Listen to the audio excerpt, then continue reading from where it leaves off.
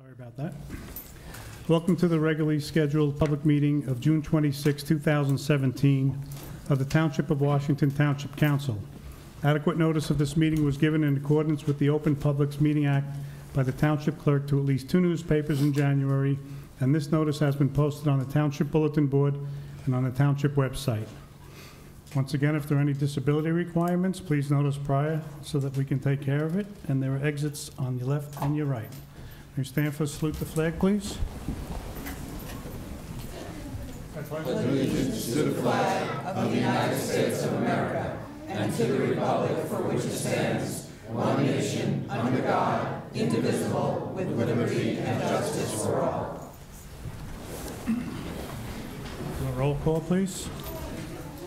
Councilman Kellaway. Here. Councilman Casio. Here. Councilman Sears. Here. Councilman Ullman. Here. Council President Bruno. Here. We're just going to switch a few things up first because we are starting our, what we call our recognition program. Tonight we have two areas we're going to cover. The first one is going to be the Fire Chief for the day and Deputy Fire Chief for the day. Madam Mayor? Thank you, Mr. President. Welcome, everyone, to the Township Council meeting. To the Council President and Council of the Township of Washington, from Janet Sopkowitz, Mayor, appointee Deputy Chief of the Day. Please be advised that I am appointing the following citizen to the office and position of Deputy Chief of the Day for the Township of Washington Fire Department: Alana Hammer, June 26 and June 30, 2017. To the Council President and Council of the Township of Washington, from Janet Sopkowitz, the Mayor, appointee Chief of the Day.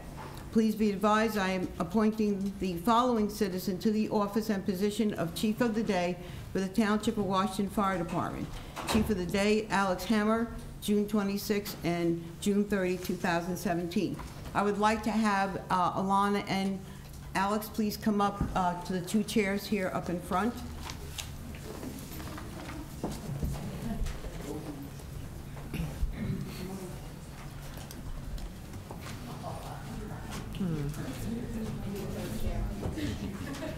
Chief Adam Ehrenfeld, will you please come forward also, and Deputy Chief Pete Nsetta.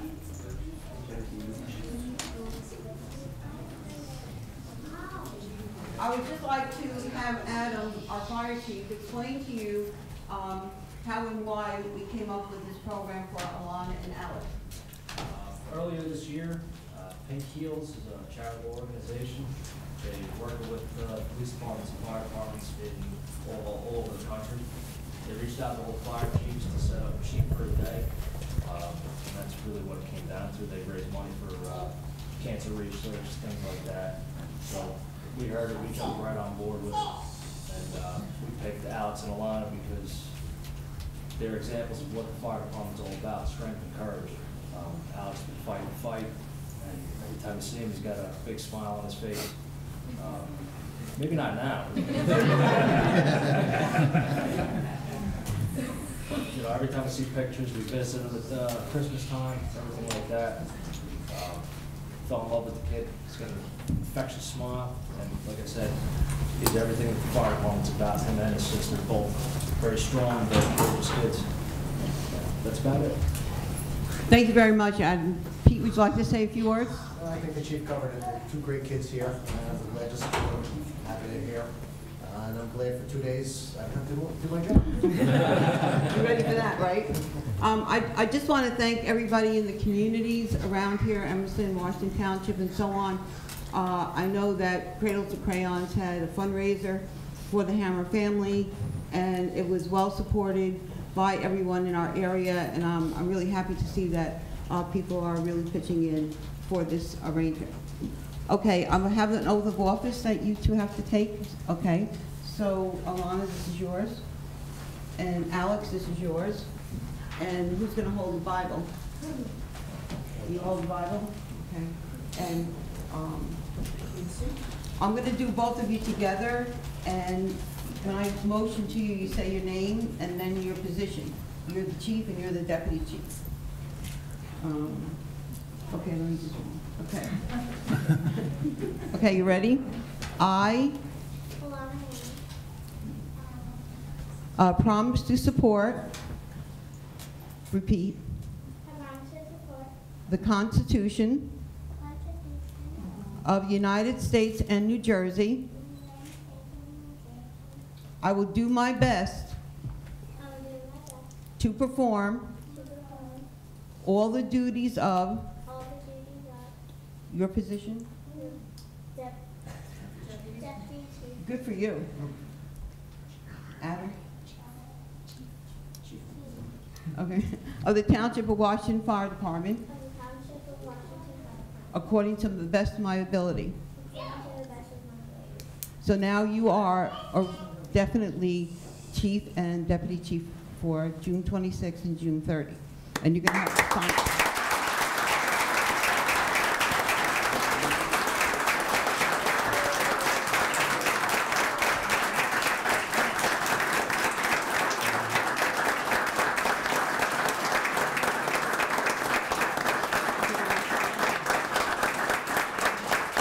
I need to have the council, every council president, vice president, council come back here, please.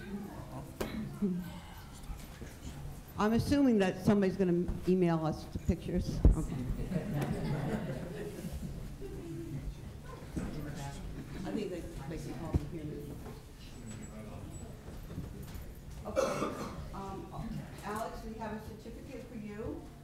Okay.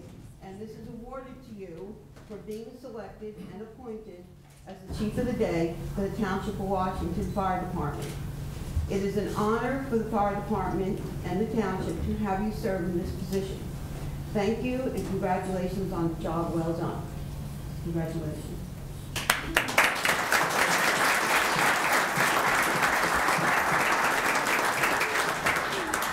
Okay, Alana, this certificate is awarded to you, Alana Hammer, for being selected and appointed Deputy Chief of the Day for the Township of Washington Fire Department for June 26 and June 30. It is an honor for the department and the township to have you serve in this position. Thank you and congratulations on the job well done.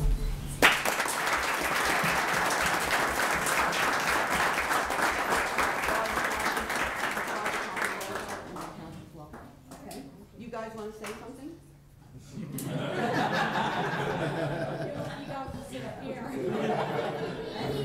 Okay, let's give them a round of applause.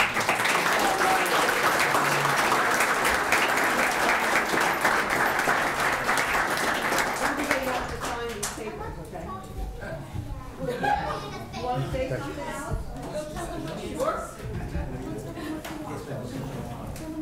Wait till we get the chief's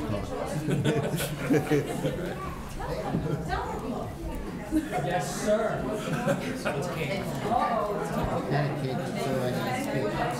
Is it right? Here.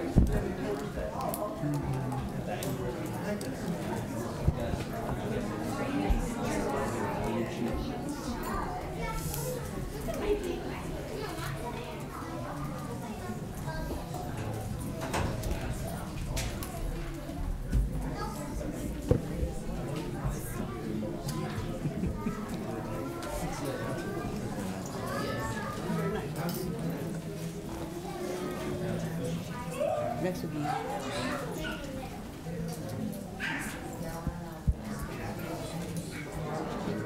So cute.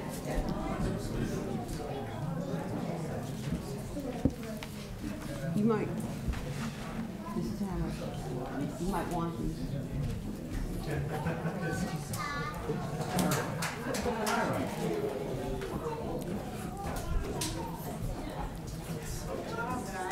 Thank you. Thank you.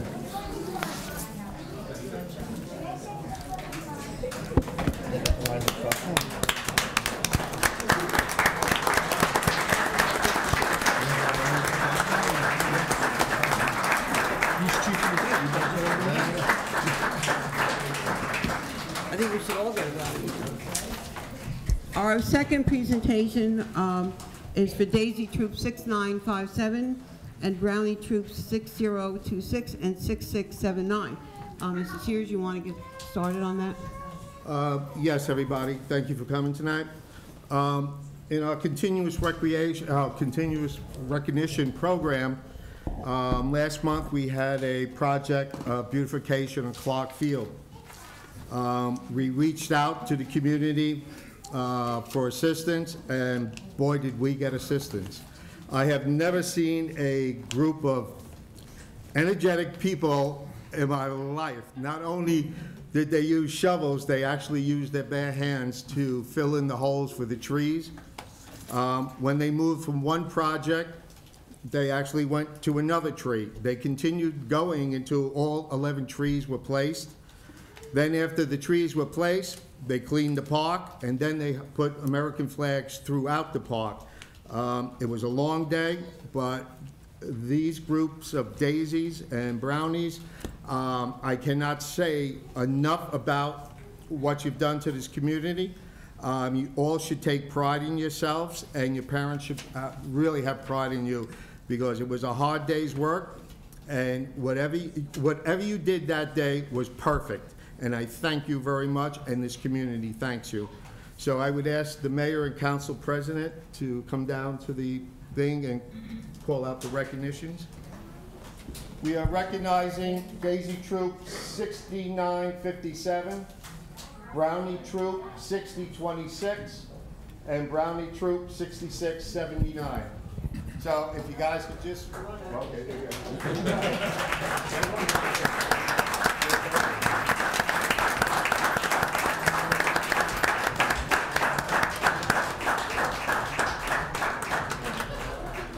So I would ask the mayor and council president Bruno to issue the certificates.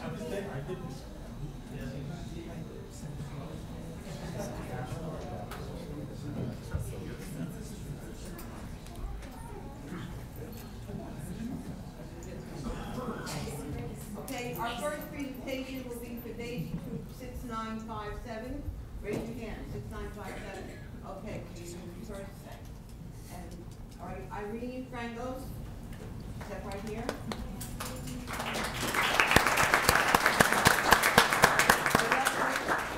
Gregorio.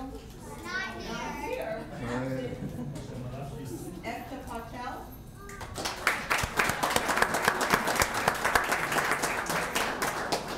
Skylar Richmond. Not here. Again. Ellie DePiro.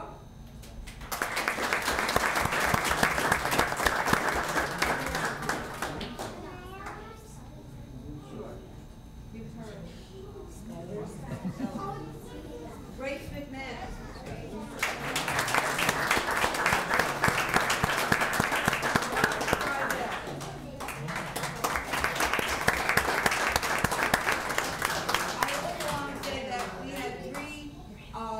Boys help us out that day too, we're going to give them certificates at the July meeting.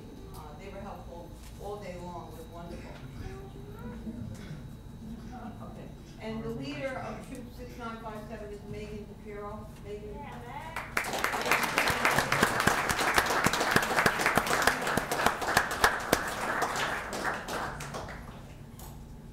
Okay. Brownie Troop 6026. Our leader is Lorraine Roberts. Lorraine.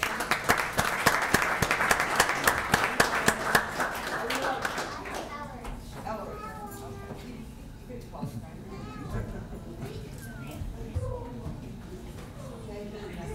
Turn around and mom.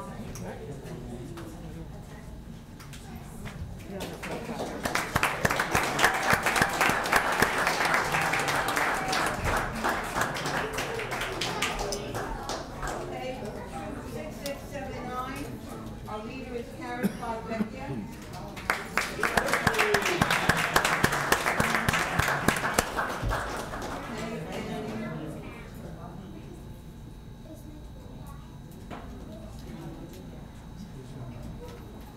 All right, Jen.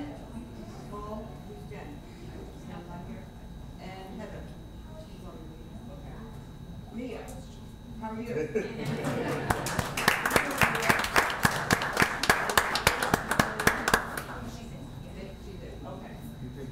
Are you going to take the other one? The rest of the troops? Thank you. Thank you so much.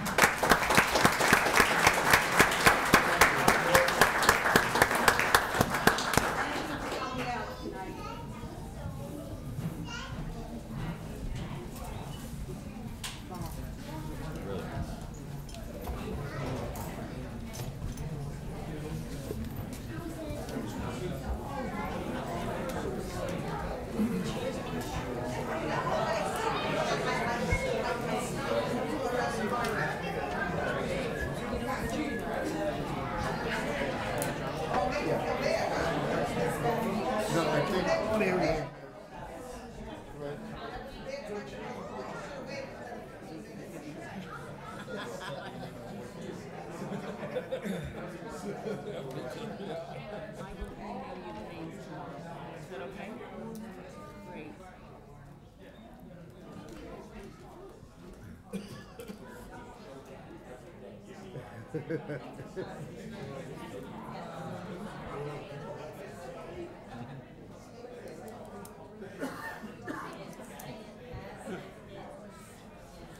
It'd be 1 in the morning.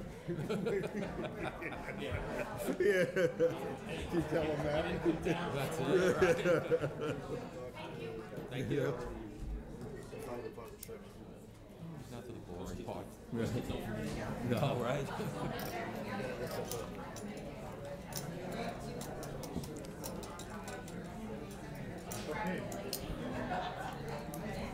Okay. Very well done. Nice job, ladies and gentlemen. It's nice to see we recognize our youth, and let's hope they come to some of the meetings. Next, we're going to move on to the open space public hearing.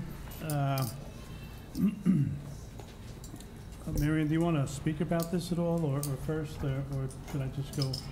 Oh, no, you can go right into it. And Okay. So we have a motion to open public hearing. So moved. Second? Councilman Calamari? Yes. Councilman Casio? Yes. Councilman Sears? Yes. Councilman Omen? Yes. Council President Bruno? Yes.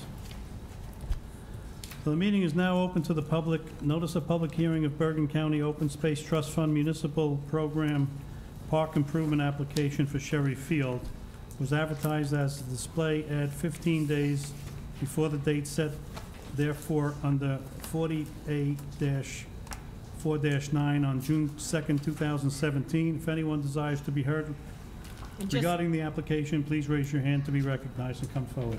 And just to further the notice requirements, we also published a public notice in, where was it? That ran on May 28th. That was also a requirement, so just so the record's complete. There's 2 forms of notification. Okay? Thank you. And that was in the Anybody? record.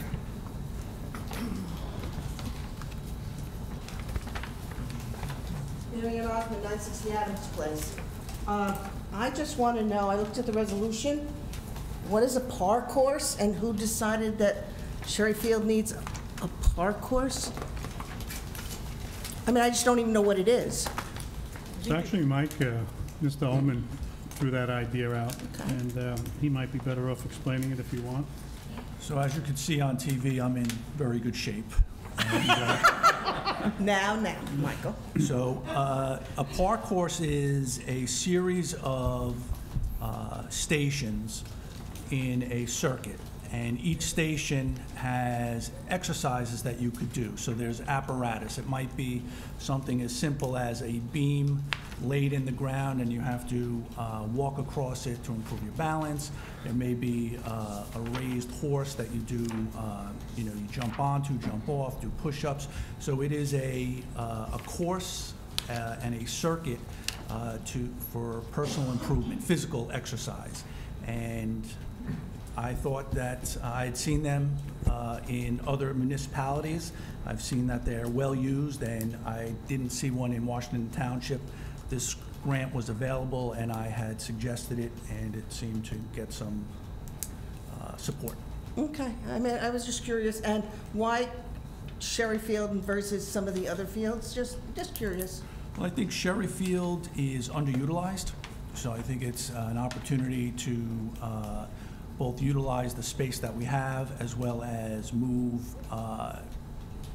use to that location. And where will it be? Is it It's on the- inside where the baseball field is? It's on the perimeter. It would be even outside of that. Outside of that perimeter there? Yes. Where that parking lot is, but in some certain sections, I'm just, There's a drawing in the application. Oh, okay, we didn't, It's envisioned that it would go thank you. outside of the baseball fields. Okay. So outside of all 3 diamonds Okay, I and see across the outfield, so it wouldn't interfere. You could utilize it while games are being played. All right, I'm just curious as to what it was. I looked it up, I did Google it, and that was one of, and then the other thing talked about golf, and I didn't know we had enough area for golf. So. I wouldn't mind that, but You probably get more exercise now. yes. We hope you take advantage of it when we get it. You talking to me? No. You already said your comments. Okay, is there anybody else? Go, Russell.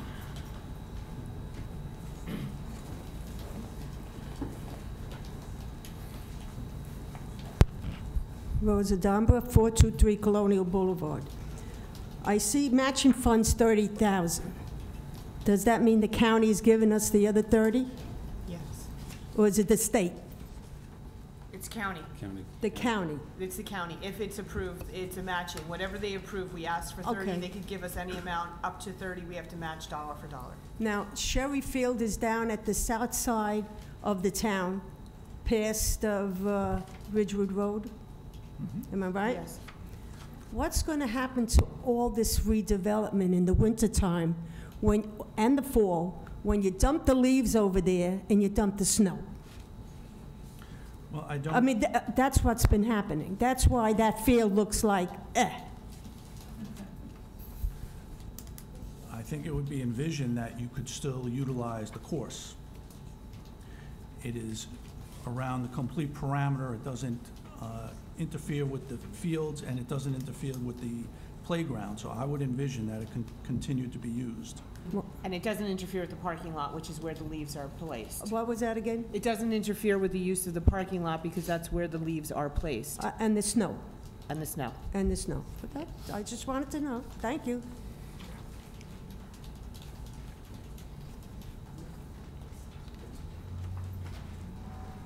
Michael DeSena, 347 Beach Street.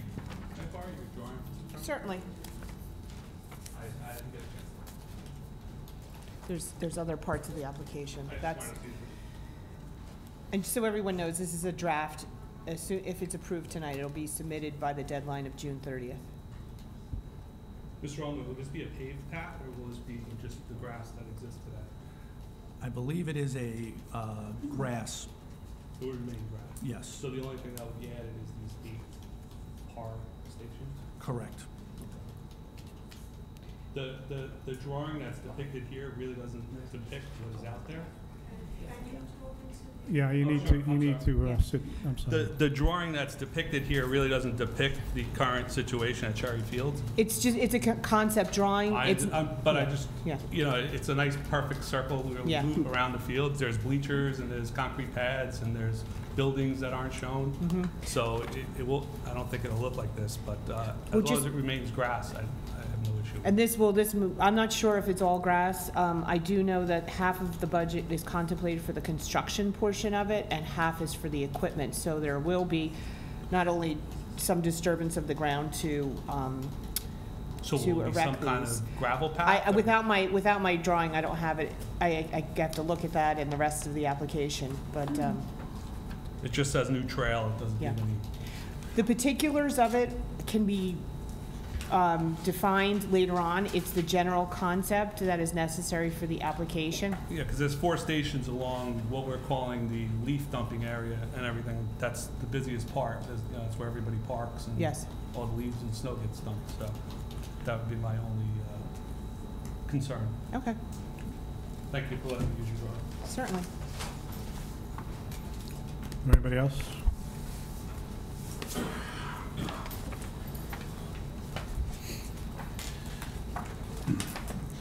I entertain a motion that the public hearing of Bergen County Open Space Trust Fund Municipal Program Park Improvement Application for Sherry Field be closed, and that it be resolved that the legal advertisement was posted on the bulletin board and the public notices are customarily posted and published in the Ridgewood News. Motion to close public hearing. So moved. Second? Councilman Calamari? Yes. Councilman Tassio? Yes. Councilman Sears? Yes. Councilman Ullman? Yes, Council President Bruno? Yes. Resolution 17-236, endorsement of Open Space Trust Fund application. Motion? So moved. Second. Councilman Calamari? Yes. Councilman Tassio? Yes. Councilman Sears? Yes. Councilman Ullman? yes, Council President Bruno? Yes. We have an approval of the minutes, March 27, 2017, March 11, 2017, March 15th, 2017, March 21st, 2017, March 23rd, 2017, March 28th, 2017, and April 1st, 2017. Motion. Second. Councilman Calamari? Yes. Councilman Sears? Yes. Councilman Casio? Yes. Sorry. Councilman Ullman? Yes. Council President Bruno? Yes.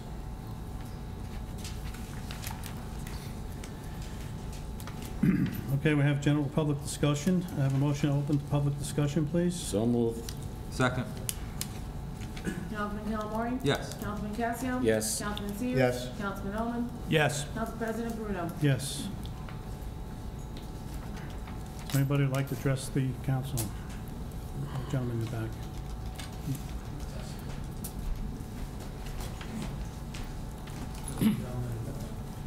You both coming up? You both coming up? Same issue. Peter Neary, 276 West Place. Mike Agnella, 667 Mason Street. Thanks for the time, Madam Mayor and Council. Mike's been a resident of our town for 56 years and a fireman for almost 40. I've been a resident for a little over 25 years and a fireman for almost the same amount of time. We both love our town. Many towns around us offer summer concert series. I'm hoping some of you have visited, whether it be Ridgewood, Hillsdale, Westwood. I know Westwood started last week. They offer this to their residents to have kind of a night out where they can come with their friends and families, sit around, listen to great music, you know, have a bite to eat, and maybe even dance a little bit. They really are truly great town events. Under Mike's leadership this year as president of the department, he took the initiative that the fire department get involved to do one this year. In partnering with Kevin Lynch and Oritani, who everybody knows is a great supporter of our town, and especially the fire department, we're looking to have our first concert series in Washington Township on August 25th. And we would love for the mayor and the council's support of this event. We think it will be a great day for our residents to come out and do exactly that. You know, buy their Dunkin' Donuts, buy their original pizza, come, sit, listen to some great music, get up and dance, and show our town spirit. Again, we haven't done these events yet, and I know they're a bit unknown and very worrisome to people who have not been to one of the events previously. I would encourage the mayor and the council, if you can visit another event, I promise you they're great town events, and you can see, you know, when you're up seeing 200 and 300 residents up dancing, you know, at 10 o'clock at night. And by the way, young kids, old folks like me, everybody is up, and it really is a great event. So again, I'm going to ask for your support. I'll turn it over to Mike. Can I ask you a question? Sure, please. Where are these going to be held? Where are you proposing them to be held? This In one, Oritani? right now, Memorial Field. Memorial Field Memorial we Field. have for August 25th. Okay. Yeah, we've been permitted to field on August 25th this season. A couple of the things that we have come up with and have to discuss with the town council and the mayor and the town. First off is our parking, and I think, Mayor, you said you might be able to help us out with the why. Okay. Well, so- now it's the Bethany Church. Okay, but if you could still help us out, know that Yeah. we can get the thing. The second That's problem. not a problem. It's not a problem. Good. Thank you. Because problems are coming. Next up, we had an informal conversation when we were getting our permits with the police captain, who questioned us on who would be paying for the police. And my response was, I don't know, I'm the fire department. Okay, I thought we were the same governing body as you guys and the police. We don't have an income-making building down there. This event is being given free to the town. And I don't believe there's any laws that say we have to have police. So the question I have to the council, the mayor, to the police department is, do we have to have police? We're an emergency facility that has emergency equipment. We're entrusted at accident scenes and fires to handle traffic and pedestrians. Would we not be able to handle our own pedestrians at this event? we have 55 volunteers, and if we bring in 4 police officers on overtime for an event that's free, we would have to take it out of our budget or our treasury, which really can't afford it. So it's a problem that we're faced with. I don't want to overstep my boundaries, but I don't know of any laws that say we have to have police. I know when the football program runs their programs over at the field, they are not required, or do they pay for police protection? So I don't know if anybody could help me out and enlighten me on some of this. I mean, I would have to have, I'm going to have a conversation with Captain Hackbarth. He's on vacation right now, and we'll see what we can work out, okay? Because I don't know about how many you need, if you need any, until I speak with him. And how many people do you think might come? Madam Mayor, can't we use the search team? Well, I spoke about that earlier. I just need to know some other parameters, but I wouldn't worry about it too much because we'll work it out. To answer the We question. do have 6 CERT people that we could use. They have been trained, okay? And we also have special police officers now.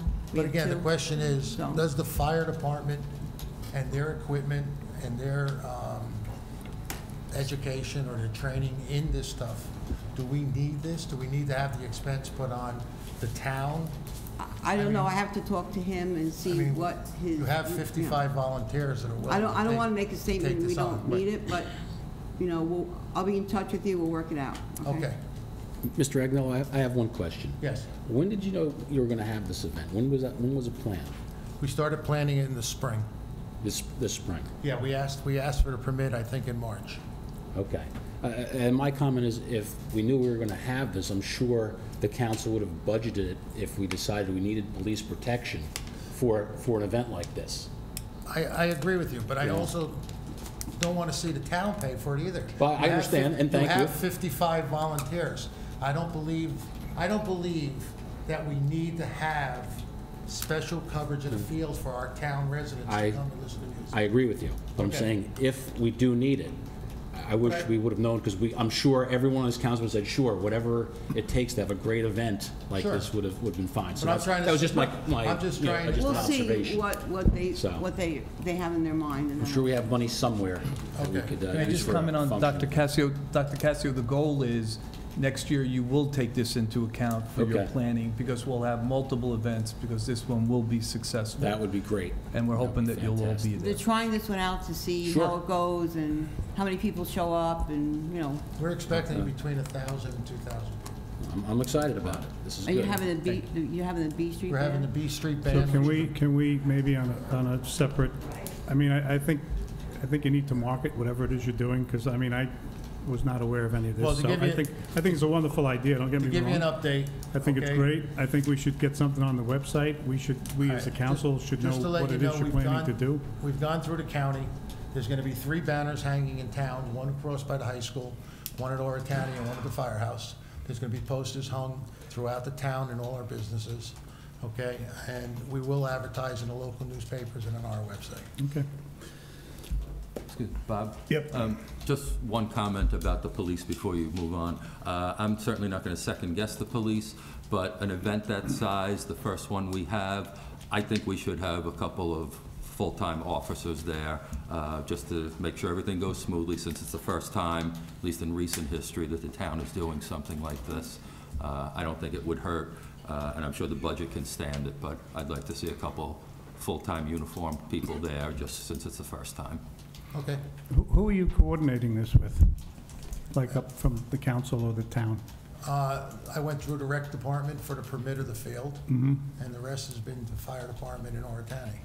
We spoke with the mayor, so she knows of the event, but we didn't want to make this a town function because it's a fire department function. We're trying to promote the fire. So the fire department sponsoring the concert, so to speak? Oritani is Through sponsoring. Oritani, yeah. Okay, okay, then we'll have further discussions, I guess, so we understand the whole. Okay. Yeah, okay, great. Thank you. Thank you. Again, date again.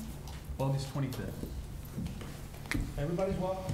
Is there anybody else? I can't dance. I'm not a good dancer.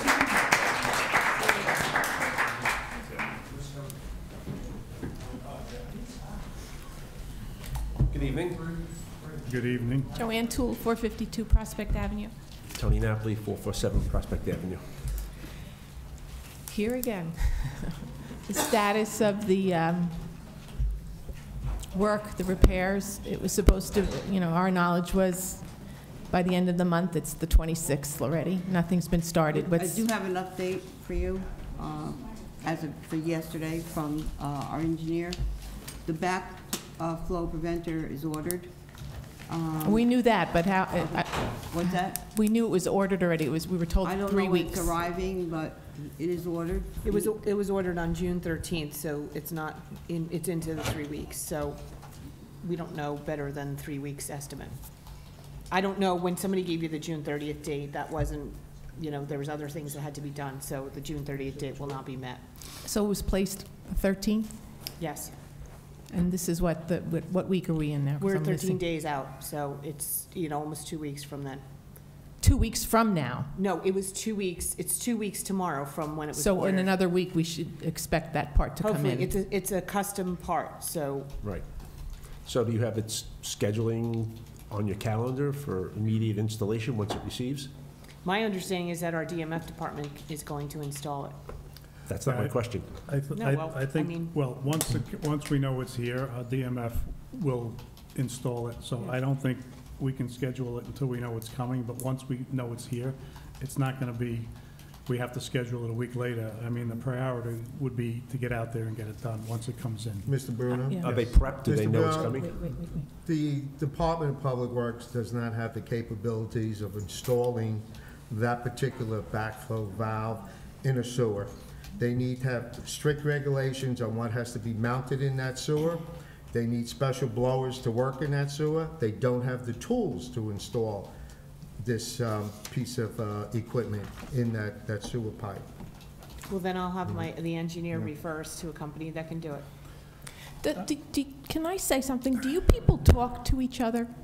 Because I feel like we come here and some of you know what's going on and some of you don't, and then everything is constantly delayed and everything also is constantly new information. Can I ask you that? Do you all talk to each other? Yes, but what Mr. Sears just said was news to me. That's the Well, whole obviously, point. then you don't talk to each other. That's the whole I point. understand. But I don't know why he didn't share that with me. Well, that's not my problem, actually. I would like just the thing done. And really, every time we come here, and I've been coming since January 27th when this event happened, it's very disheartening and very discouraging. And quite frankly, I'm beginning to wonder if it's even ever really truly going to be done. And I think if you put yourself in my place, you'd understand the frustration. And to quote the mayor, this is top priority. It is top priority. Okay. I know, but if you treat top priority like this, everybody else in this place better hunker down, because I was hoping maybe that the newly installed even young fireman, when you said, what could he do? I was kind of pulling, maybe he would say, get that sewer thing fixed on Prospect. And it's really very, very frustrating. Very. Okay, so this is how I see it. Councilman Sears has a revelation today that we need special equipment, special utilities, skilled labor force to go in there and do it because it's custom, because the town can't do it. So what do you got to do? You have to get a requisition, you have to get a quote, a requisition, you have to do Bids quotes again? for You have to do contractor. bids again? So I see this being another 6 weeks out. Am I being conservative? I'll talk to Mr. Sears tomorrow and we'll Well, get to the bottom it's of it. not really a revelation, it was real simple. I just went and I talked to them, and the engineer should have been capable enough to understand that you just don't slap glue on a pipe and stick it in there.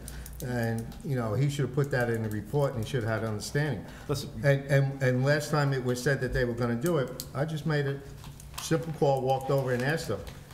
I mean, Well, it's not brain surgery. We sat with the engineer. We sat at this table. Yeah. And he okay? should have known that. And, I knew that it was going to be a custom part. I knew it, okay?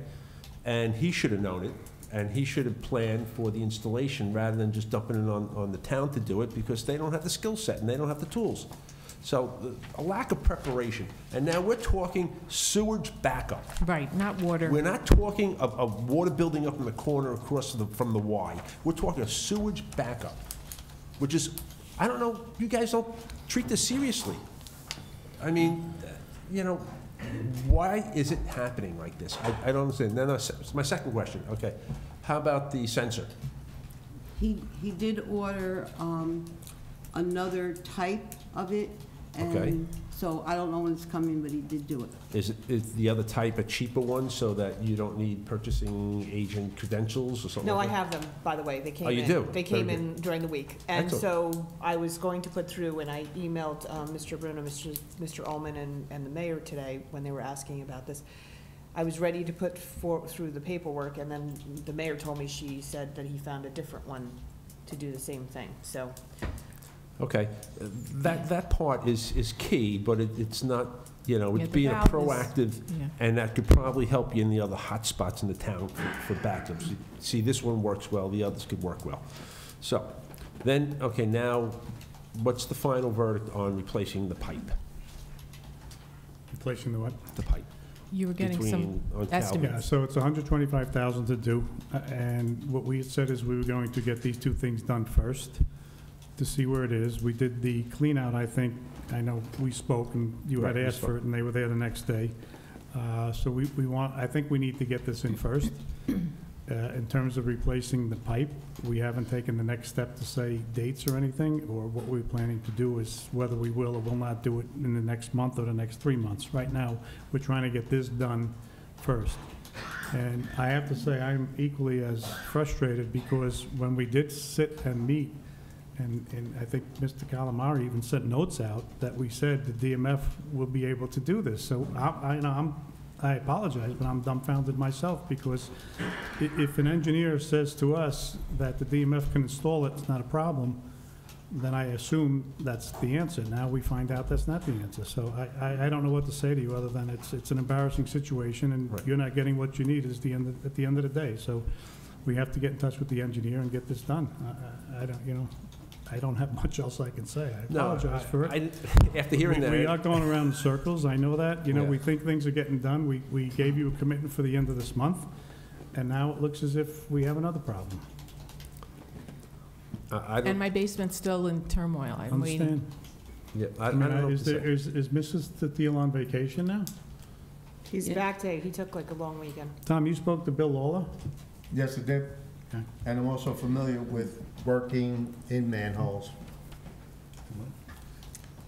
We rely heavily on our professionals, and they should know the capability of what our workers can do. If our professional tells us that our workers can do it, we have to assume that that's the correct answer. And if our professional is unsure if our workers can do it, he should be making a call to them and telling, yes, they have the tools, they have the equipment, they have the knowledge to do it, and they can do it. Or, we can't handle it, we have to sub it out. So I apologize to you personally if that's the case. Thank you. Because I understand where you are. You're in flux. You don't want this to happen again.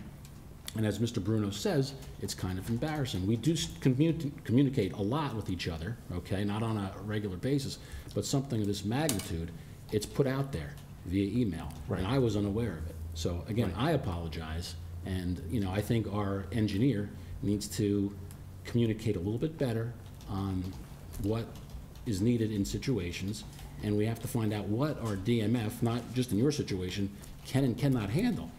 So if it was something, another event comes up, can they do this work? Do they have the equipment? Do they have the manpower and the knowledge to do it? So again, I'm glad Mr. Sears found out today, Now, or whenever you found out, but again, that's setting you back, and again, Right. And again, the we reason want to why- move forward I'm with sorry, the this. reason why I didn't communicate it, assuming that I just asked the simple question, our town engineer should know this, that you just can't put a man in a manhole. It's not legal.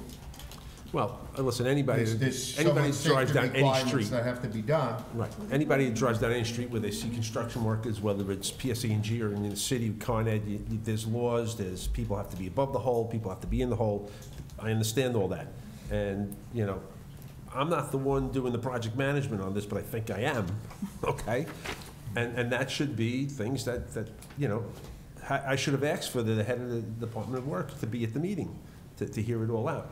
So I accept, nothing you could do now. Apologies are sincere, I understand that, but we're just like frustrated as you can be. So just one second. So that being said, we're up against the same situation again. What do we do next? So I'm asking, I don't know if this is for Mary Ann or Madam Mayor, being that we now discovered that we cannot have our department go into the hole and put the backflow valve in, or whatever it is, that we should talk to Mr. Lawler tomorrow, number one, and number two, immediately get somebody hooked up within the next 5 to 7 days to be available to get this in. And whoever it is that has to come, somebody has to make a phone call and get them here. Not only that, we'll probably check with the engineer too, he may have somebody else. Yeah, but my concern is the engineer said we don't need anybody, and now we do need somebody, so maybe maybe we should get another opinion from another engineer, which is what these folks have He said didn't from give day. an unqualified, they can do it. He said they should be able to do it, and if they can't, we will get somebody to do it. Okay, so now we have to get somebody then. Yes, Okay, yes. so then tomorrow, maybe, I guess we can make a phone call and see what we can do and let the folks know here what the, who we're getting? Yes? Yes. Okay. And I just have to say one other thing, request. It was 6 weeks before they came and checked again and did their little clean out and flush out or whatever, and it has to be done monthly, and really, quite frankly, the only reason why they came is because my husband sent an email and Tony sent an email, and then they were there the next day magically. Could you please put us on the calendar and make sure that monthly they're checking it? They have to order that truck a little ahead of time. So I don't, whatever you have to do, that, again, that's not my situation. I'm just saying they probably had it ordered, it was probably coincidence that they were there the next day, because they have to put in for quite a few days ahead of time. So if they did the last one, I think around the 13th or Of 12th, so June, yeah. every 12th or 13th, pick a date, they should order the truck. Just put it on the schedule. Yeah, that's what I'm saying, so I'm sure that's why it was there that day, because they had it on the schedule. Put it on the town website, sewer maintenance, schedule, the dates. It doesn't have to be But fancy. they've been doing the sewer maintenance, it was a flow, no resistance. It was 6 weeks ago, though, that's not monthly, 6 weeks. No, but the point is, I It was asked. 2 weeks ago. I know, Last but time I'm we saying- met, I asked for the Oprah, for the, for the sewer I maintenance. understand. And thanks Susan, she sent it to me as soon as she got it, okay, which was great. And then, we just follow-up email little volley about, okay, so when are we gonna be scheduled? And I copied everybody, so no one's out of the loop, okay? And Susan had mentioned a couple of weeks, and then Mr. Toole replied, hey, listen, this is top priority, it's gotta get done. And lo and behold, it appeared the next day. You can? I can give you a little bit of background, Right. because when I got the report, I thanked him very much for being so quick and so diligent, and it turned out that the job they were supposed to do with asphalt, something broke down, so it opened up this window, they were able to do it. The first 2 weeks, they've got debris pickup, so that's what they've got to do their priority with, so that's why they were gonna schedule it the 3rd or 4th. But if he said, Tony, we're gonna do it on Thursday, and something else came up, and it got pushed back to Friday and Monday, he was going to schedule it, so it's happened, something else went bad to open it up and get that truck. So I see. it worked out well, but Right.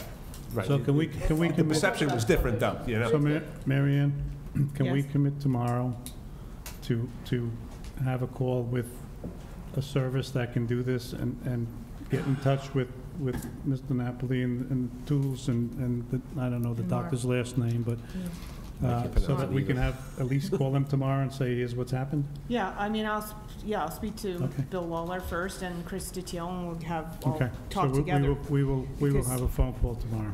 Yeah, because it will have to be installed by our DMF with the assistance of the company, or you can employ a local sewer contractor to install it. Okay. And so we then have we'll- one so that we then- use, Dutra. So we'll employ somebody to do it then. Okay. Okay, And thank we'll you. be here in 2 weeks. Yeah.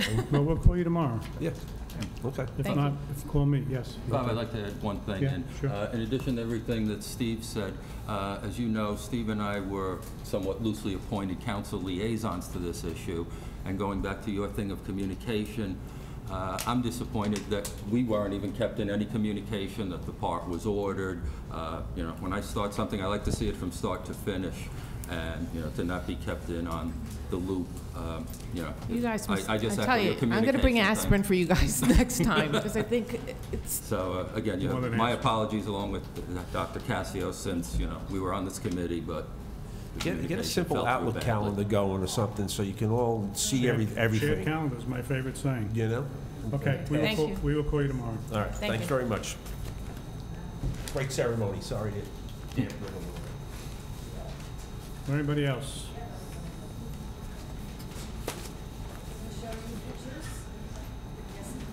Sure. And you need to just say your name and address first, and then...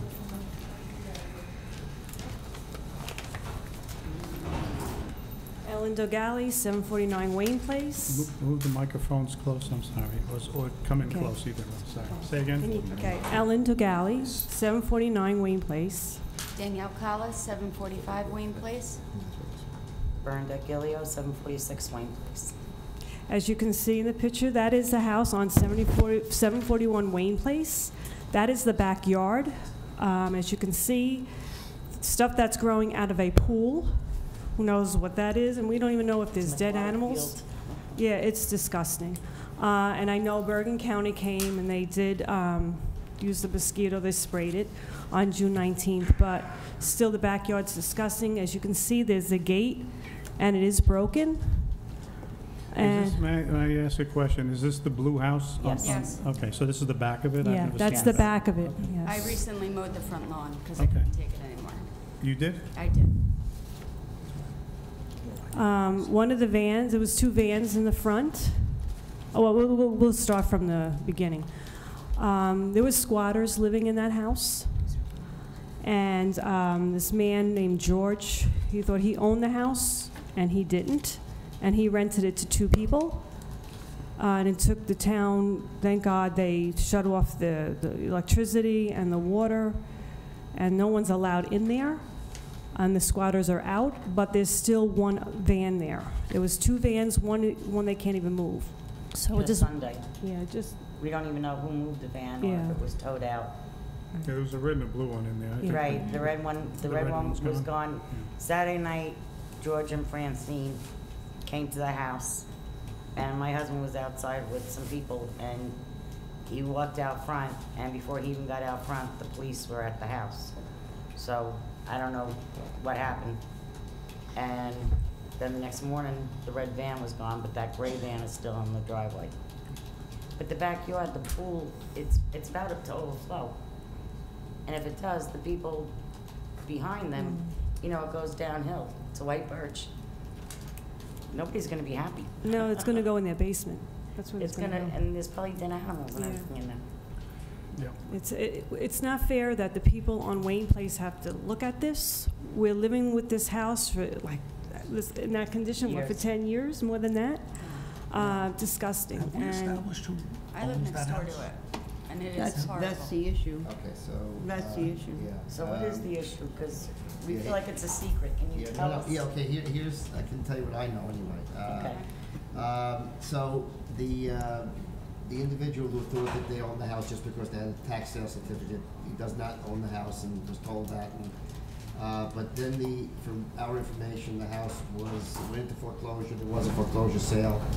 There was a successful bidder. It's an individual, he bid it in an LLC, a limited liability company. We know the town that they're from, but the bid was put in, and the procedure is that a certain deposit's put down, and then a certain amount of time goes by, and the rest of the money is paid, and the sheriff's deed is given to the successful bidder. So that's a normal situation, and somebody who's going to bid usually pays the money because they want the property. And it was thought that, and there was inquiry into the sheriff's office to find out that this had actually gone through.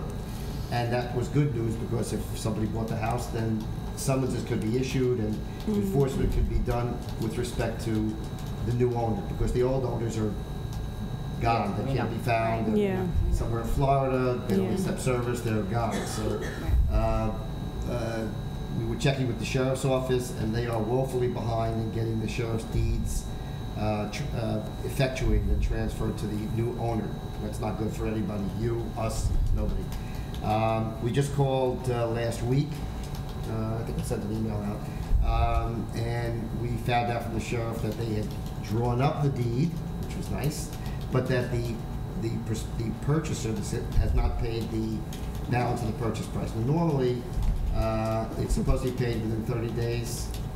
It's been more than 30 days. You know, we've been diarying it for that period of time also. So it's a problem situation now for the sheriff. Hopefully, is going to, you know, get paid and then transfer the deed, and the house will be in this other person's name, and then summonses and enforcement and municipal court, and all sorts of things can be done when you actually have an owner. Okay.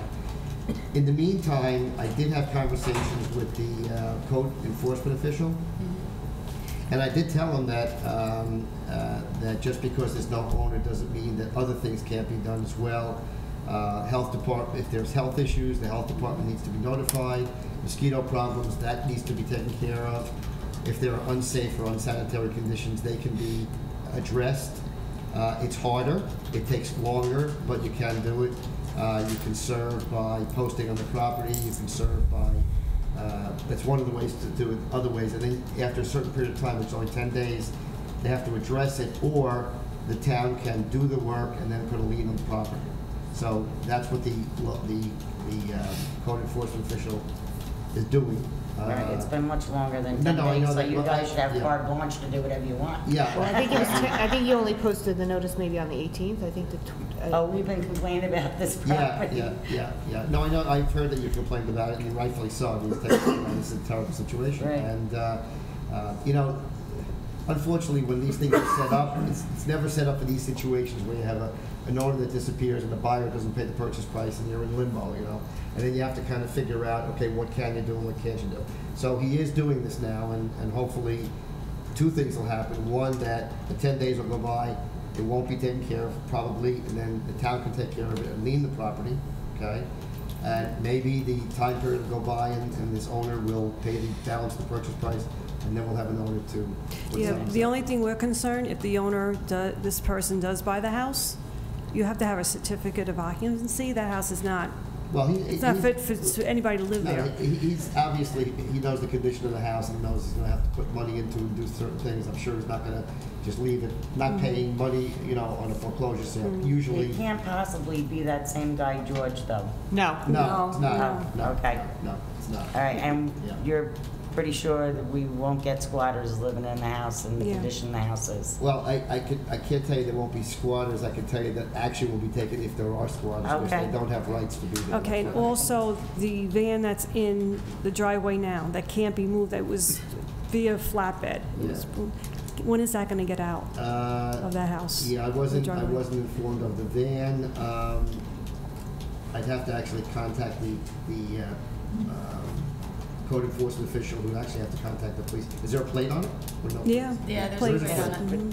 All right, I'll have to call the code enforcement official and get the police involved, you know, that kind of thing. And then I have one more thing. There is a code for summer pools, swimming pools, and it's Water Quality Standards, code number 205-4. Again, I live next to 773 White Birch, even though I'm on Wayne Place. They have a pool, it looks like a swamp. My husband did go to the health department last week and complained. And what they do? Nothing's done. I mean, I live through, I have the blue house, 2 houses from me, and I have this house, mosquitoes all around. I mean, we're spraying, we have the zapper, but I'm getting bit even during the day. I mean, if people don't take care of their pool, either you drain it and you fill it. I mean, it looks like a swamp, and then I passed by with my dog, I looked in, you know, like walking on White Birch, and I see weeds all over the place too inside. I mean, they're not taking care of the property. I mean, there are, again, property maintenance codes. People have to start, the town has to enforce it and say, listen, you can't get away with it. Now, was that brought to the attention of the code enforcement official, that address too, or no? Well, the address was to the new- health new department. one- The new one that you just. Yeah, the mentioned. health department was notified. Okay, so the code enforcement official wasn't. I don't know if he yeah. would, So my what's the husband. address? 773 White Birch. Ken, I do think the chief is in the loop on who's been in that house. Chief, That's Chief of 741. Police? No, That's yeah. That's Yeah. 741. Yeah, yeah. He was. But not 773. So Not we need to follow No, up. they're with- gone, they're gone. They gone? They're Okay, gone. okay. It's 773. 73 White Birch. Bob, can I ask a question? Sure. You say you've been complaining about this house for a long time. Who have you been complaining The to? code officer.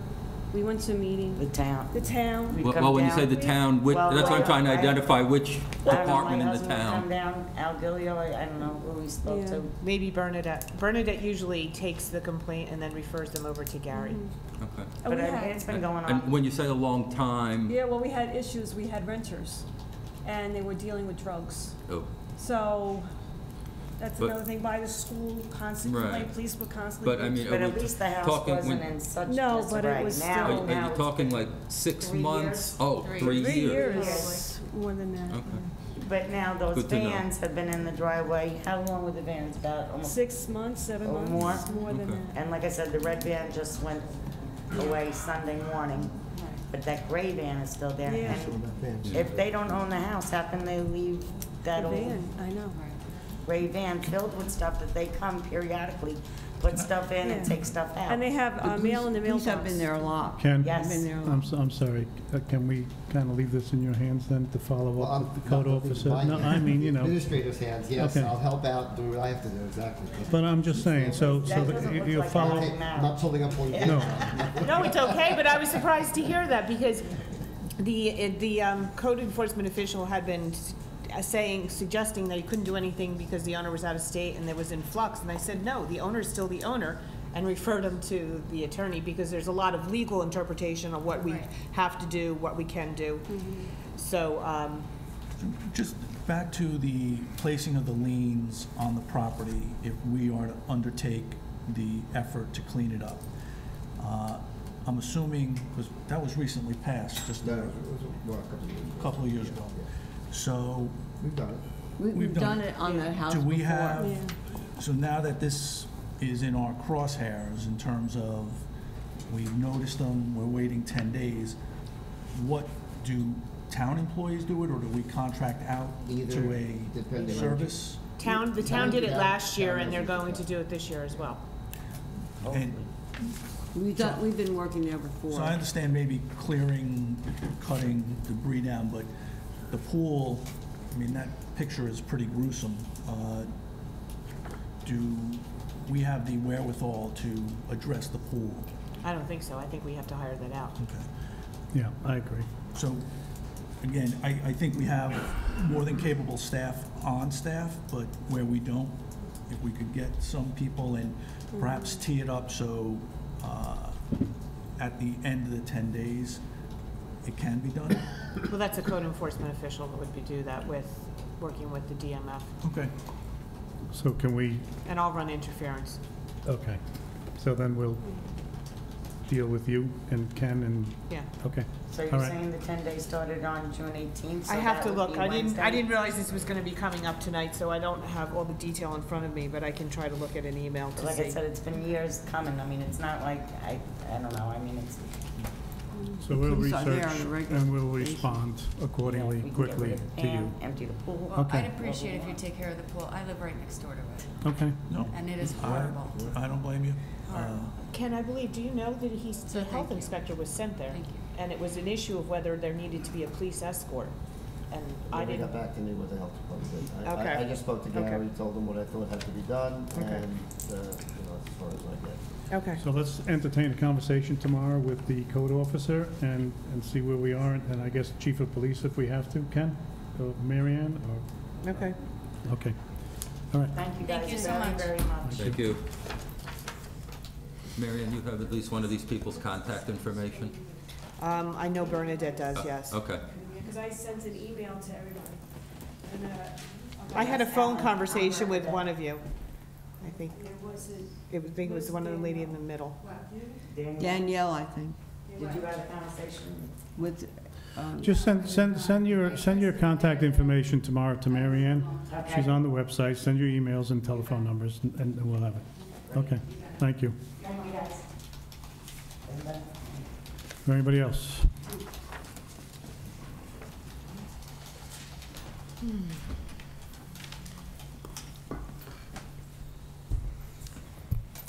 Rosa Dambra, 423 Colonial Boulevard. As you know, we, the taxpayers, are the stockholders of this town. All of you, the mayor and council members, are not addressing the challenges. It only happens when it's brought up at a council meeting. Let me give you a for instance. There was an accident in May. An elderly gentleman got off the bus, crossed Washington Avenue, Pascack Road, and got hit with a car. I didn't see it in the newspaper. What are we doing about that corner? Because when I have to cross the street, I have to use my red flag because they don't see you. They just keep going. They have the right of way. They're in their big SUVs. Get out of my way, I'm coming. This town has to do something about that corner because nobody in the town is getting any satisfaction as of now. What is up with the corner? Did we get Bergen County to at least put some decent lights over there? Or is it because the town has to pay for the extra lights? But they shouldn't. At least pay something, maybe. It is county roads each way. What are we doing about that corner? Everybody's in a disarray? Can I shock you all? Do I have to give you a drink to wake you up? No, not really. So. I mean, it's getting ridiculous. Yes, right, I agree. And we've been addressing the situation. Mr. Sears has gone above and beyond the call of duty to find out what we can do to get cones, what we can do to get signs, crosswalk signs. We, as a council, can suggest and only have so much power to do things. If we're turned down, we're turned down. I don't know what else to tell you other than the fact that there's been a lot of work done from Mr. Sears' part to get all this stuff, safety done. And if someone says we're not going to do it, or they don't want poles, or they don't want signs or crosswalk signs, I don't have an answer for you other than the fact that we researched it, we listened, we did everything we could to give you an answer. We have the answer, and it has to be enforced. If it's not enforced, then I don't know what to tell you. I mean, the administration has the power. Let's put it this way. Why can't you all go down to a freeholders meeting and show your face and say something, because it's getting too dangerous to cross that street? I mean, even one of our police people have gotten hit twice on that corner. I mean, I'm sure if it was your mother, your sister, your brother, you'd probably work a little faster. I think the answer to your question, again, is if it's presented to the administration and to the chief of police and to the traffic police that this is what's needed, we can only present and give the facts and the findings of what we can get from the county. If the county told Mr. Sears they would put up poles and they would put up crosswalk signs, we say, fine, here's the information, and then it's out of our hands. So I think it's an administration question. You know, the Madam Mayor is here. Maybe she can address it better than I can. I don't have an answer for you. Why aren't we getting these traffic signs? I don't have an answer for you. I mean, unless Madam Mayor... What kind of traffic signs are you talking about? Well, green, red, and the arrow, and a sign that has the off and on for pedestrians. You can't cross that street. You don't do any walking, only around the lake. I walk up there. I walk to Van Emberg. I'm all over. Well, we have a traffic light there. If you're talking about other signs, we have to look. We need other signs. It's a bad corner. It's a very bad corner. You're lucky you don't have the CVS on that corner. Then you really have a problem. I know, I opposed it, remember? I mean, you have to do something. I mean, I don't want an inch off my behind, because they just cut you right off. You're in the crosswalk. They don't care. Get out of my way. I'm coming with my SUV. They go through red lights, too. Rose?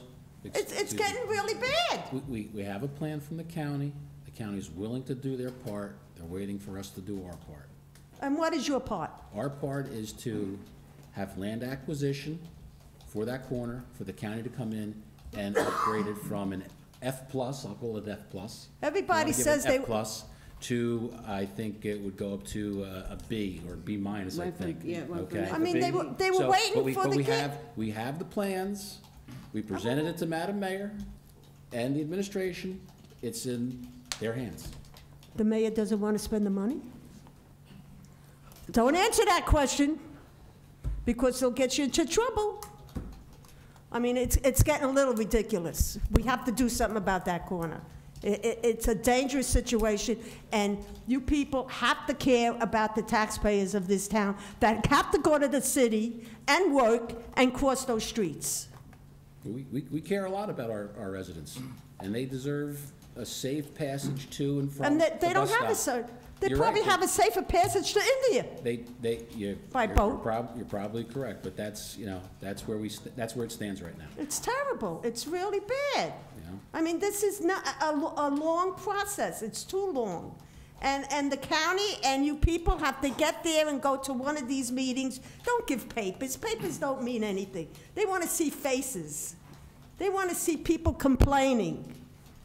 I mean, even though I'm here complaining, I'm going to probably wind up going down there to one of those meetings, which I shouldn't because I'm not on the council. I'm just a taxpayer. But, you know, you got to do something. You can't just walk around with a flag. It's bad. I like to see all you cross that street when the people get off from the city and going. And then there was another story that they backed up the traffic and no one said, there was no signs that said no buses going to the city. You had to walk over to Northgate. Nobody knew what was going on. Anything else, Rosa? What? Anything else? There's a lot. But, Okay. you got to do something. It's not good.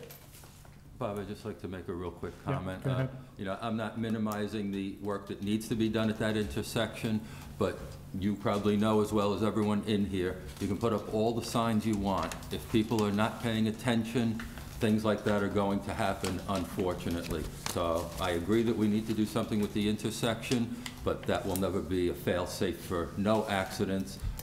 You know, people are just driving, they're on their cell phones, they're doing everything but driving. So I understand the problem, but all the signs in the world are not going to help inattentive drivers. If I get hit with a car and I die, you're going to pay for my funeral? Is there anybody else that would like to address the council? Yes, sir.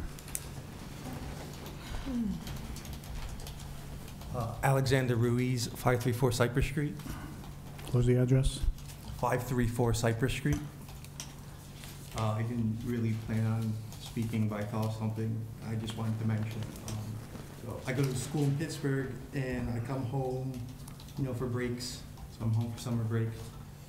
And right across from my street at the corner of Fern and Cypress is a street sign. And I guess some Goomba hit it with their car, and it fell down. And now it's on a slant. And every time I come home, I think, oh, it hasn't been fixed yet. And now I'm starting to think it's just because the town doesn't know that it hasn't been fixed properly. It's not a big deal, but it just doesn't look nice. Me and my siblings bring people home from school, from Long Island, Philly, Pittsburgh. It just doesn't look nice. Can you describe what happened? I think somebody hit the sign, the street sign for Fern with a car. It's just on the slant. It either fell down and they put it on the slant, or it's on the slant now. And it just doesn't look nice. If it could be put up straight again, that'd be nice. I have street signs on the agenda tonight because I noticed some myself that have branches sticking out of the tops versus signs, so we'll look at the sign. Bob? Fern and Cypress? Yeah.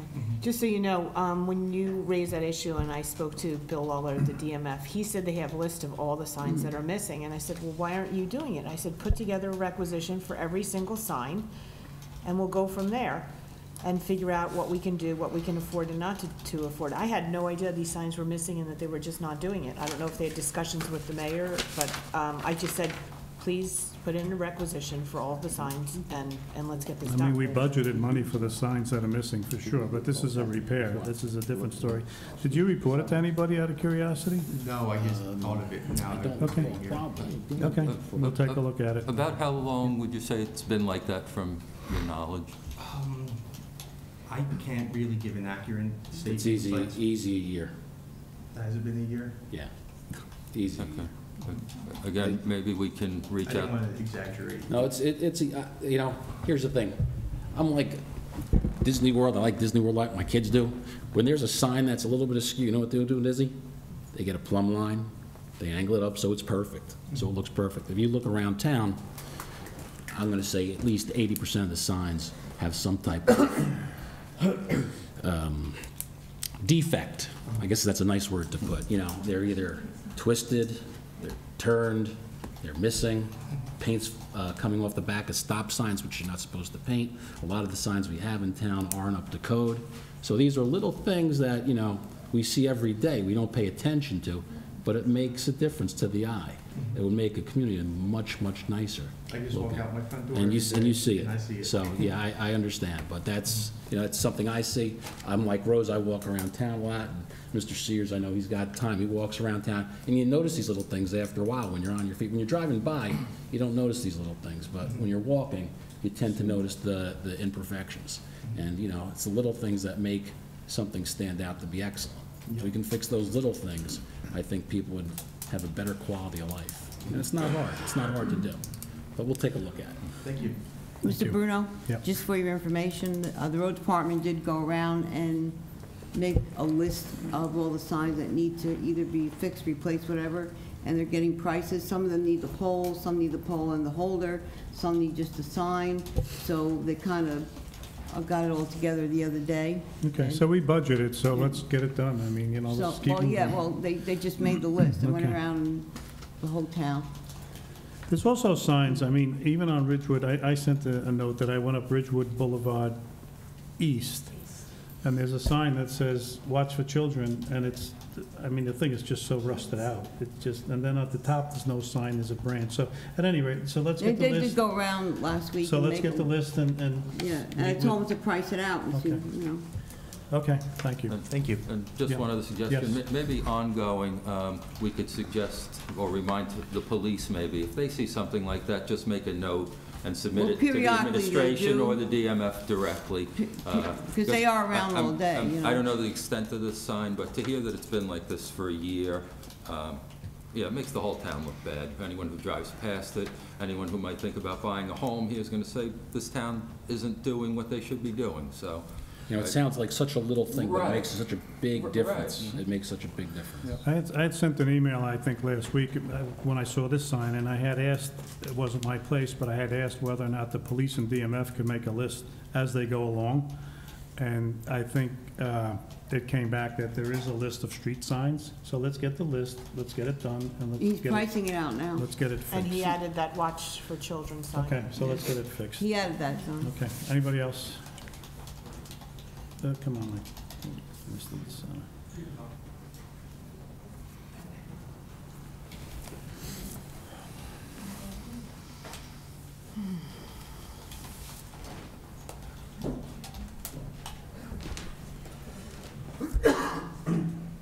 Julianne Lipnick, 184 Affinity. Well, since we're on a roll with cleanliness, I have to bring up a major concern, and that is the 10-foot strip across from my house that runs the side of the shopping center. I remember when the shopping center was enhanced many years ago, there was an agreement to plant trees, and the care was going to be placed on the other party. So I asked Mayor Sopkowitz and Ken Poller, you probably the only two that would remember. Everybody else was not on council at that point. Who takes care of that property? They do. They do. They're in charge of taking care of those trees and the property underneath it. Okay. And then perhaps our health department should get on them, because sections of the fence have been pulled since they're back to back. There is trash being stuffed between both panels of the fence. Underneath all those trees, it is disgusting. I mean, the garbage that is under there between bags from lunch, and I understand it's the season and the landscapers come and it's, you know, it's a place to lay down and rest for a while. But there's no garbage can there. So lunch is being stuffed underneath trees. If you need some glass, by all means, go help yourself, because there are more little liquor bottles underneath those trees than you can imagine. This is a conversation we should have with the management company, I assume, right? Well, we're taking notes. No, but I mean, isn't it done, well, actually. No, they just- the landscapers are parking on Infinity, and then they go underneath the trees and they have their lunch there. I've seen them multiple times, and they don't clean up after themselves, and they, Well, I mean, they just invested a whole bunch of money on, In the front, in the front. but the side is being Well, neglected big time. perhaps we should reach out to them and ask them to address it, or And could we get a see if they're- garbage it's can on their there? plan. You know, Yes, they do- Nicholas they do Market is try to keep- investing yeah, quite a bit lot of money. Yeah, millions of dollars. So I think it's in Nicholas Market's best interest, as well as the shopping center's best interest, to try and keep it somewhat presentable. Do you want So to if- call Dave or If shall they've invested that much money in the front in landscaping, let them take a look at the side. I mean, just because it's not on the public main thoroughfare doesn't mean it shouldn't be addressed and taken care of. I'd like to sit on my porch and have a prettier view. That being said, there are still Christmas lights on some of those trees from, I don't even know how far back, but there are Christmas lights that were going to be used for celebration at one point, and they're still hanging there. I'm sure they don't work, but they could be removed. They go quite high up the tree. Does anyone know whatever happened? Because the library fence, as you, I'm sure, are well aware, something, whether it be truck or fast-moving car, about 2 weeks ago, crashed into the gate that's across the street from our house. It was fine in the morning when I left for work, came home that Friday, and the gate was wide open. I went across the street. They were aware that something had happened, but what, they weren't sure. I called the police, and they said that they were there, they had taken a police report. So the gate was severely damaged, but if you look at the library fence, it's just as bad, if not worse. And it's, I mean, whatever hit, I have no clue how fast, or could it have been a truck that just backed up, lost control, don't know. But a lot of damage was done to that corner of the property. Is this something that maybe could be referred to Mr. Fedini? Well, we'll have to talk to the chief first and see if they have a report on it. Okay. Julie, do you know who owns that fence? Is that the library fence, or is it Nicholas The Market fence? library fence is severely damaged. But the library owns that fence? Or is it Library Nicholas of Market? Town, somebody, no, it's not the shopping center. It's not the shopping center? No. Okay. Because that's the fence that goes all the way down. Okay. Mhm. It's just the section by the library. I mean, it is so badly damaged that the top posts, I mean, whatever hit that gate, the pole was completely bent and literally into the concrete. Okay. You couldn't move it. if I'm not mistaken, the So- library has cameras. They should be able to go back and look that up. Yeah, the Should be on the shopping center CAD. doesn't, but maybe on a library camera you can find who or what, but it is, So, Madam Mayor, regarding the building management at the shopping center, will you, We'll have to call them tomorrow, yeah. yeah, the care on Infinity Road is non-existent. I mean, quite frankly, if the Laganas weren't on vacation, they would be here. I can't begin to tell you how many times they have gone with rakes, and they've literally raked those evergreens because the vines are just growing up. They're gonna strangle those trees, and they're at a great height. They offer a great blockage, so they're pulling them down. So that's how little maintenance is being done on that side of the property. Biggest thing, if you could get them to put a garbage can on that side so that landscapers can throw their trash there instead of underneath all the bushes. we'll Thank speak you. tomorrow to them. Thank you. Maybe. Mrs. Lipnick, I'm not looking to add to your work, but there is now, the on-site management is back to the shopping center, and the town reaches out, but if you have a few minutes, you may want to stop in there, because they may listen to a resident who's neighboring them a lot more than just the town complaining I about it. have. Oh, you have? Okay. Yeah, I have, and one day I got that. It's not our problem. Oh, sorry to hear that. That's what I let you know. Okay, Is thanks. there anybody else?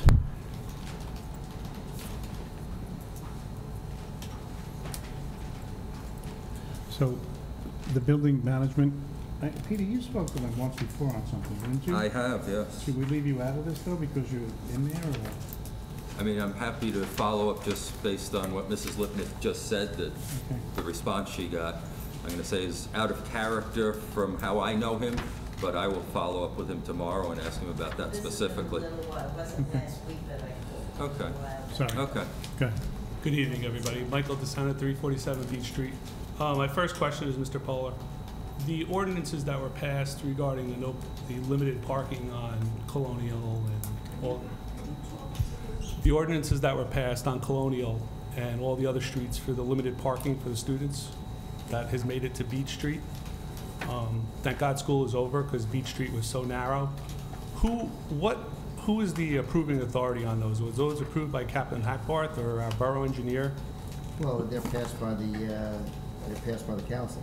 Yeah, but ultimately they were registered with the state of New Jersey, right? Well, So- yeah, they have. So but who signed off on those ordinances? Was it our borough They engineer? don't sign off on the ordinances. They don't sign off on ordinances. Well, typically you have a letter approving it from either your borough engineer or your traffic officer, would you not?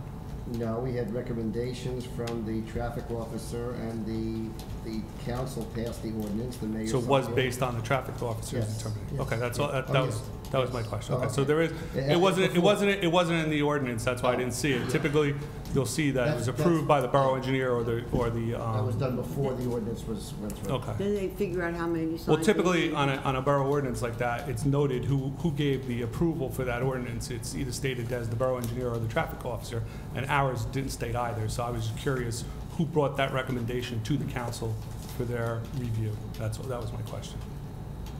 So, secondly, I was at Memorial Field, the 1,000-pound gorilla in the room, at a baseball game a few weeks ago.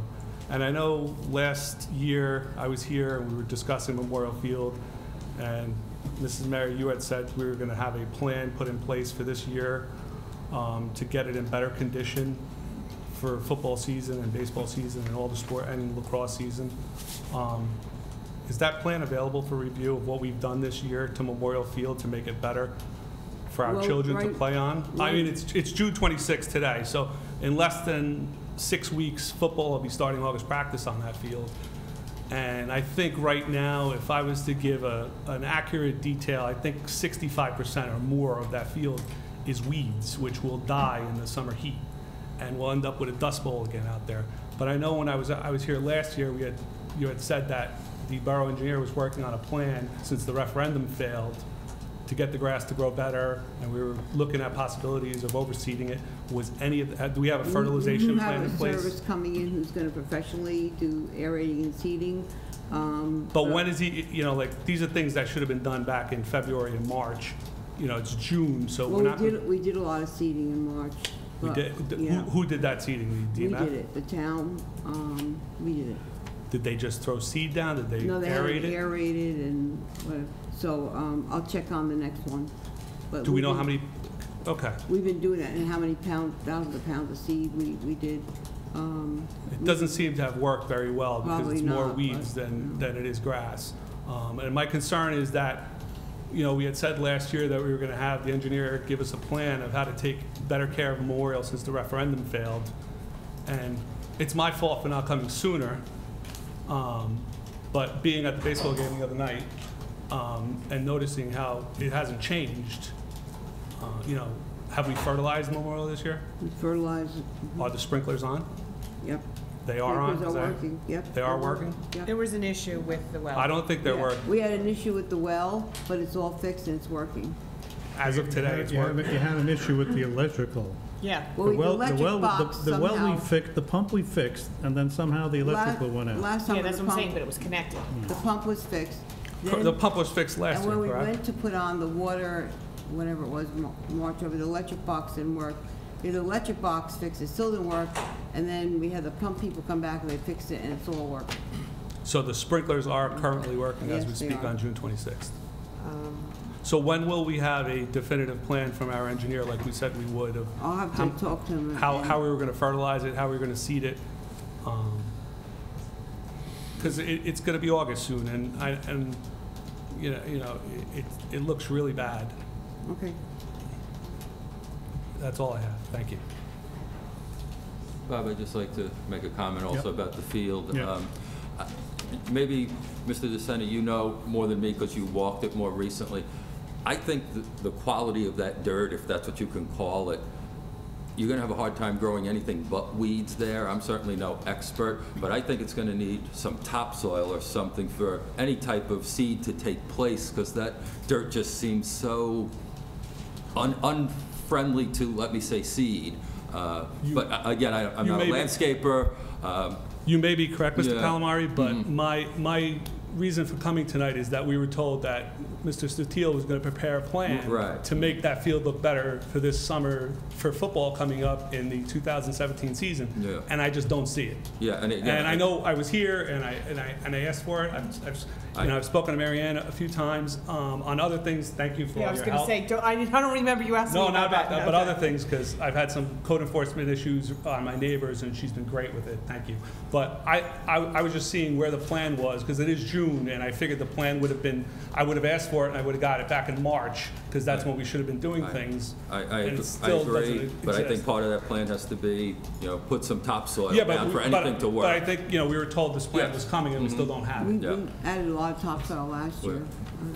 It's like you've heard on the meeting, there's a lot of communications issues that seem to be happening. Anybody else?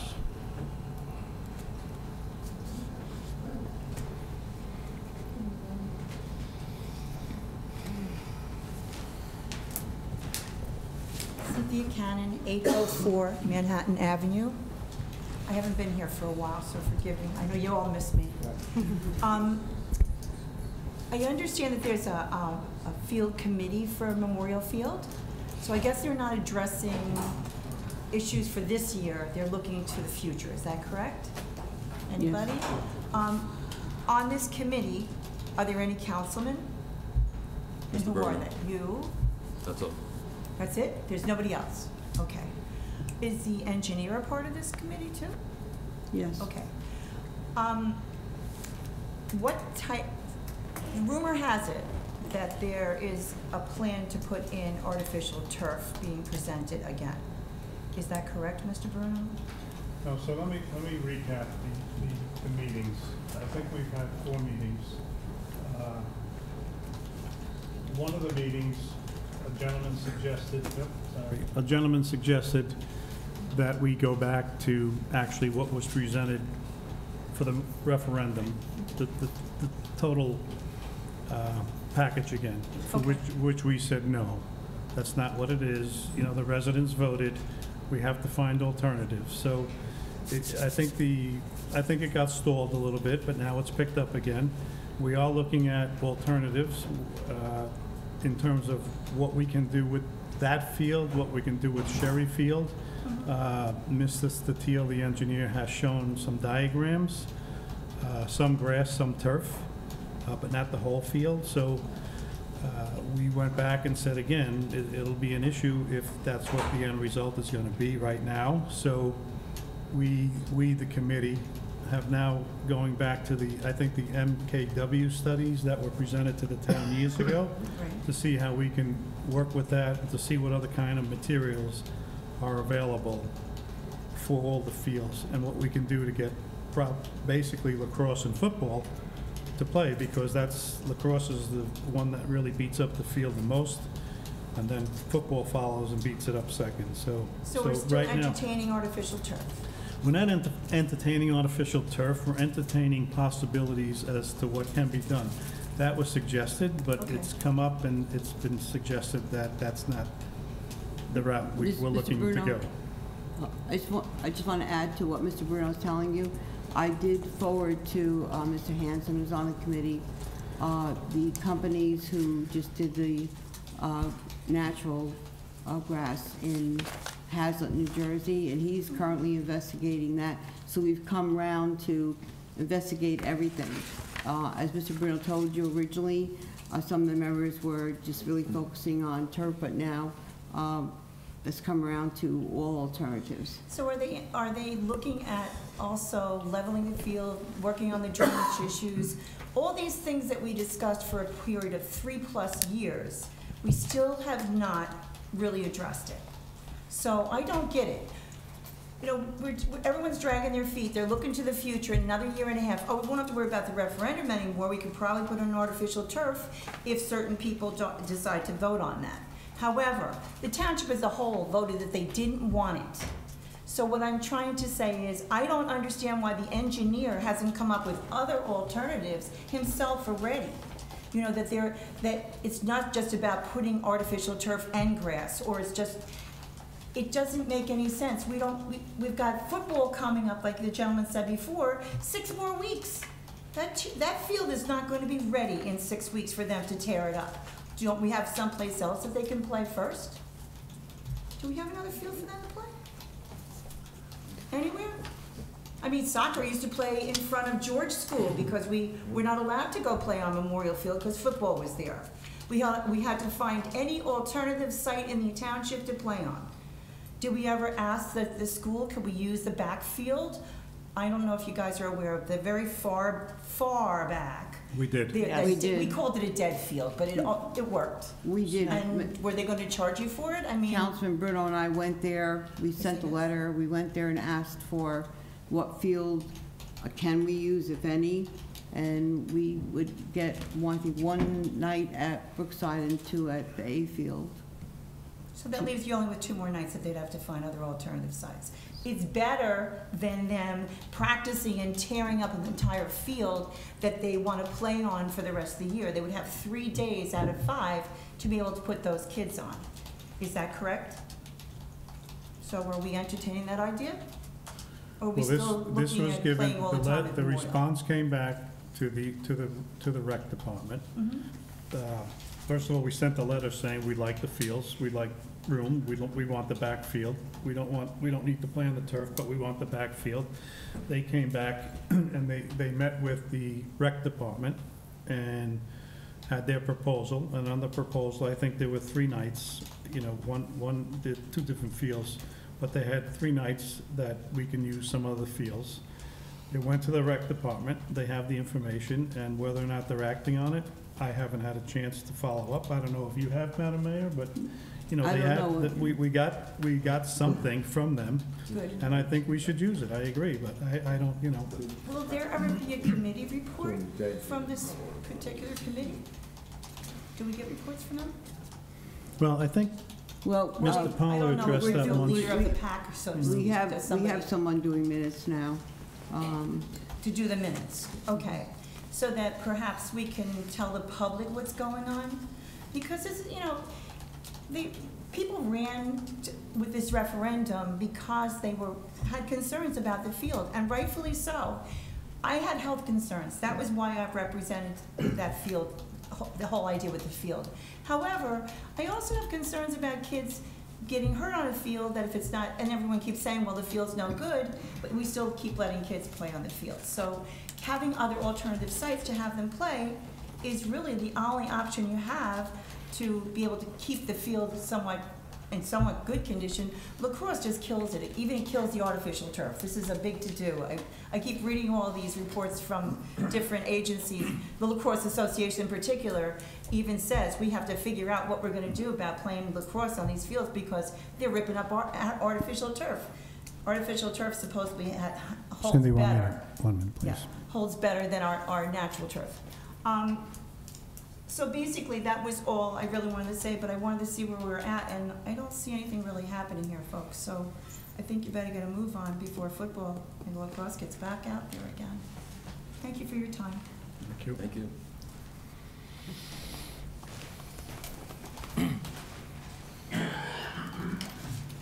Here at the 960 Adams Place.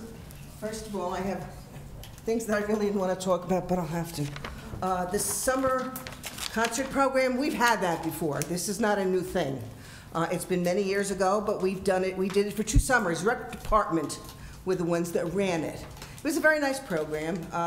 Actually, we were down at the basketball courts. People brought their chairs and they sat there, and we had bands. The Worldwick Band came, and it was a very, very nice program. Just, you know, just for your knowledge, this will not be the first time that we've had this in Washington Township. In reference to the signs, there are signs, the sign that you talked about, thank you very much, because I keep forgetting, I have so many things to say, I keep forgetting that sign, it's disgusting. And our stop signs, they're even worse. I mean, you can't see that they're red, they're pink. There's no sign in Adams Place, there's no signs. Maybe, would it be possible, it's been many, many years since there was a revamping of all the signs in Washington Township, the pole signs. And I remember the council sitting, and it was even before I was clerk, so that was maybe 18 years ago. So maybe there's a possibility that you could look into actually doing all the signs over and seeing how much it would cost. You've had extra money now, that may be a nice project to do. And as I say, PNC Bank was the one, I think, who did the summer program way back when. The one I'm interested in is, Saturday I was flipping through my channels and I saw that WCTV did a filming of a program that they did at Bergen Community College. It was a town meeting, and our 39th district representatives were there, and also the senator from the 40th district was there. And they were talking about the affordable housing, fair share housing laws, and for all of, you know, the district. And it was very interesting. I don't know, there had been a meeting on June 16th. Was this board invited to that meeting? Did anybody get an invitation? They seem to have asked everyone. They did, I think. There was a lot of information about it coming from a lot of different places. I know, but did the members they got Sue's? Okay. Did anyone attend? Did anyone bother to attend? I mean, they didn't, because I could see when they were panning. None of our council went to this meeting. It was the most informative meeting I have ever in my entire life. It's on YouTube. You should really look at it. It was a very, very good meeting. WCTV.us. Yes, yes, and it was very interesting. And you know, if we got invited, it's a shame that some of our council didn't bother going, because Upper Saddle River was there, and they were talking about they had to get rid of 1,000 trees, and the golf course. I mean, all these towns, Dumont, about the fair share housing and all of the things that had to happen. Now, with our fair share housing situation, did they accept our proposal? Yes. So we are clear to 2025. Well, yes, we have some things to do first, but we had the hearing on May 11th. Okay. The court ruled that it was called a fairness hearing, and the fair share housing was there. The court master was there. The Franklin Court people were there, and I think there was maybe one other party there. But after hearing testimony, the court accepted our plan, endorsed the plan, gave us, we have a 5-month period now to enact various things, which will... Ordinances and... I'm going to tell you. Okay. Yeah, it involves doing the fair share, the housing element and fair share plan. It involves the overlay zones. It involves the Franklin Court development. It involves the fee development ordinance, and a few other ancillary things. We actually are planned to appear before the planning board Wednesday for the first time, for a preliminary discussion before the board, presenting, you know, to the board what's going to be coming next, and then there's a sequence of events where all these things will happen. But if we follow the outline, which we have from the court, it's a court order, and Sue has a copy of it, right, Sue? You're right. I gave it to her, it's on file. We ultimately will have a compliance hearing, at which time the court will hear testimony about all the things that we have done, and assuming we've done everything we're supposed to, we will get a judgment of repose till 2025. And how much is that amount to 2025 that we have to have between now and then? We just have to follow our plan. Just the 11 and the overlays? Yes, the overlays, the Franklin Court development, and the fee development ordinance. There's also a provision if there's a variance or a multifamily development allowed in excess from one of the boards, in excess of 5 units, that there has to be a set aside, but that's all part of the plan.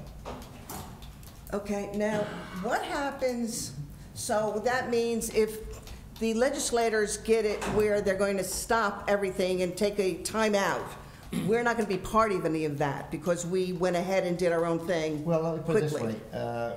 If that's the case, then we're along with Hohokus and about another, 20, 30, 40 towns and more towns. And, with all due respect to the legislature, and I'm sure it's very informative, and I'm sure that it sounds great, but there's been a lot of attempts to stop affordable housing. There's been a lot of attempts by the governor. There was a lot of attempts to do away with COA. There was a lot of attempts by, towns to fight this.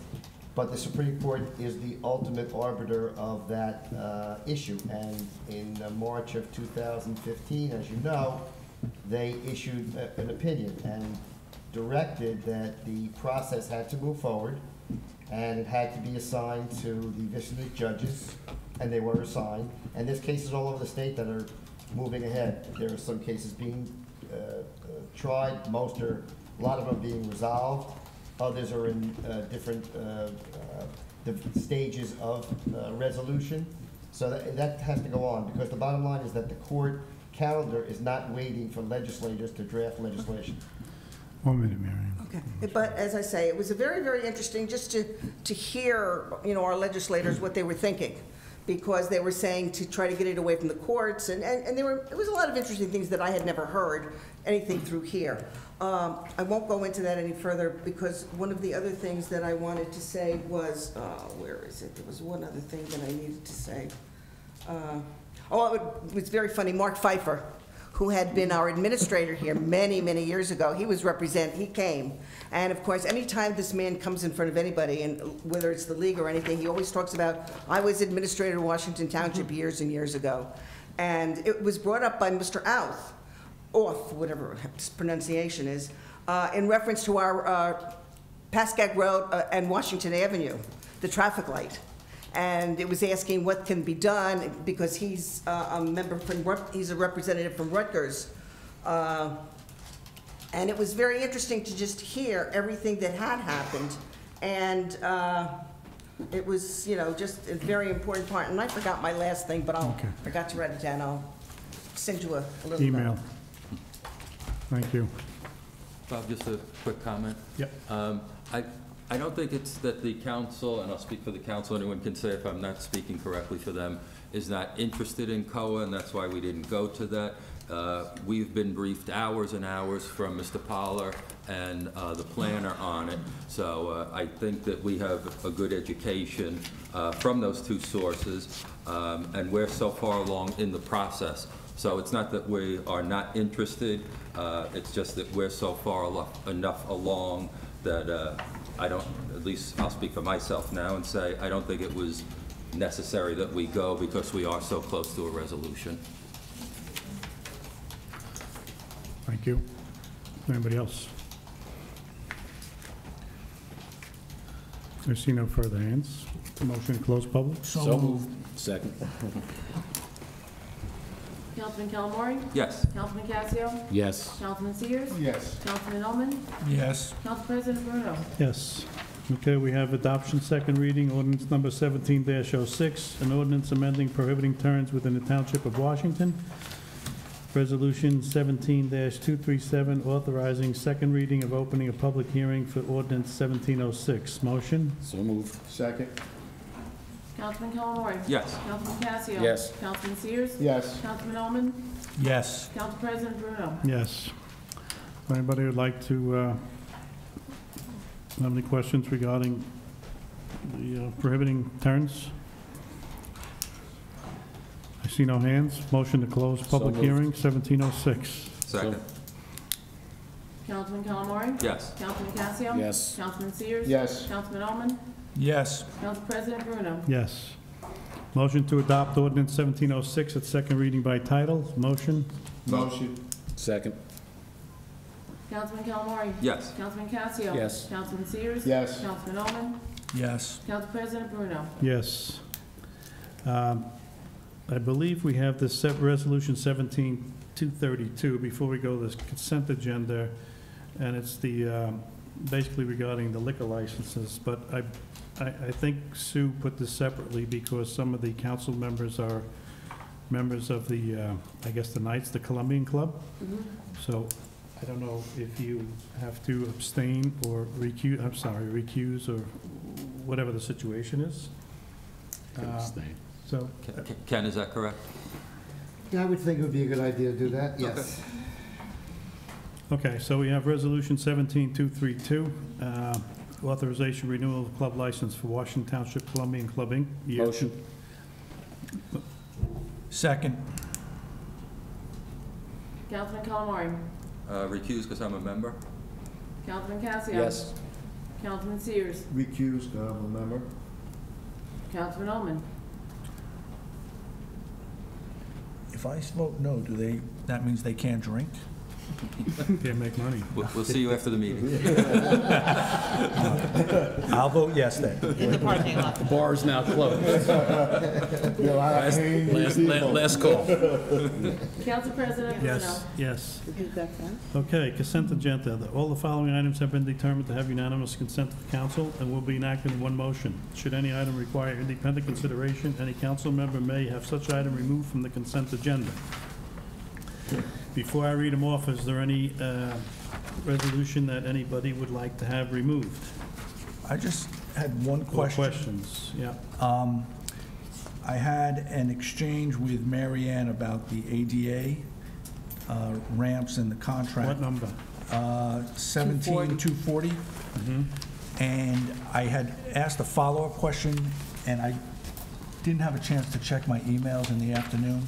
I haven't gotten an answer yet, but Oh. that doesn't preclude us from awarding the contract. It just means, like you said, if we have permission to utilize the full grant, that would be by virtue of a change order. So my question was, we have a grant for 50. The bid came in at 36, so there's 14K. And my basic question was, if we don't use it, do we lose it? Or can it be used for other purpose? And it sounds like we're still waiting to hear some clarification on that. Other than that, though. So do we need to pull it, or we need to? No. No, no. Okay. We should do it, and if we can do more, then we'll do more. Yeah, and it's time sensitive, so, yeah. Okay, so again, unanimous consent, Resolution 17-228, Resolution 17-229, Resolution 17-230, Resolution 17-231, Resolution 17-233, Resolution 17-235, Resolution 17-238, Resolution 17-239, Resolution 17-240, Resolution 17-241, Resolution 17-242, Resolution 17-243, Resolution 17-244. Motion? So moved. Second? Councilman Calamari. Yes. Councilman Casio. Yes. Councilman Sears. Yes. Councilman Ullman. Yes. Council President Bruno. Yes. Adjournment from public session to conference portion. May I have a motion? So moved. Second? Councilman Calamari. Yes. Councilman Casio. Yes. Councilman Sears. Yes. Councilman Ullman. Yes. Council We'll President say Bruno. no next time and see what happens. Anybody need a break, or we want to keep going? Sue? Take a 5-minute break.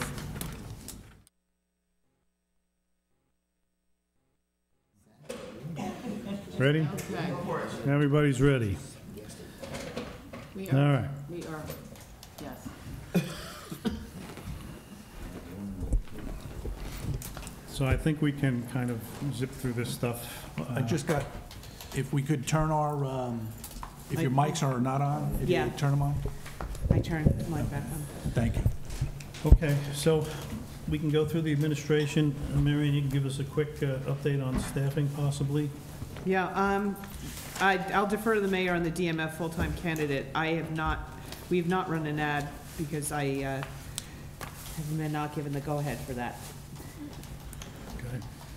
The police dispatcher candidates, I'm not aware of who they are. I believe that actually. I think we have three. Yeah, I think the mayor and Mr. Bruno may have more knowledge on that, because that's typically, whenever there's a police department hire, they do all the interviewing them on their own. They receive the applications. It does not come through administration. The grant writer candidates, there are two. I have them with me. We received 2 submissions in response to our request for proposals. I realized I can make copies of them, or you can form a subcommittee, however you want to do it. There's 2, they're very distinct as far as dollar amounts. I have not reviewed them in depth yet. One is from the Millennium Strategies LLC, and one is from Bruno Associates, no relation. So I've heard, I have information from people who've dealt with both companies, which will factor in, but we have a time frame contemplated that these will be reviewed and interviews will be conducted during July. So I don't know if you want to, Madam Mayor, how you want to do it. I believe the council was very interested in doing this. I don't know how you want to handle the interviewing, if they should be involved or So, well, you can have two council people. I'll do it with you, Madam Mayor, if you want. I'll help. If you want. It's up to you. Yeah. Okay, so Tom and Steve. That was you, Tom, right? Yes. Okay. So this is in July? Let me just tell you, the time frame that was put out in the stipulation was, we issued the request for qualifications on May 24th. We received them, the deadline was last Friday. The review of the submissions is slated to occur during the month of July, as is the interview with the approval of selected candidates on August 21st. That's the next second meeting in, I'm assuming the appointment, if any, will happen at the meeting in August. So that's the time frame. So I'll get copies out to, who is it going to be, Steve and Tom? Me and Tom. Yep. Okay, I'll get copies out. If you all want to have them just for your own edification, so you can provide them input and questions, I'll get them out to everybody, okay? Thank you. So I don't know if anybody has any questions on any of those. There are the court opening. We have a violations clerk position that was advertised. This is, we have to work with the county on how the court is staffed. We have, as you know, or I'll refresh your recollection, we had hired a woman, a certified court, municipal court clerk, who has a permanent position in another town, has been giving a lot of hours to us. She has worked her schedule where she's here afternoons for court. She just left. She's very diligent. And the court gave us permission to then staff the court with a part-time violations clerk, and then also get the permission for Ms. Lucini's her other employer has to agree to her working here. It's not a shared service, but it's a cooperative type arrangement. So there are 2 candidates that were very good. The mayor, myself, and Ms. Lucini interviewed them the other night. And I won't say more, but we're going to be making an offer. And this is for a violations clerk? Yes, it's. We checked their references. Okay, good. Yeah.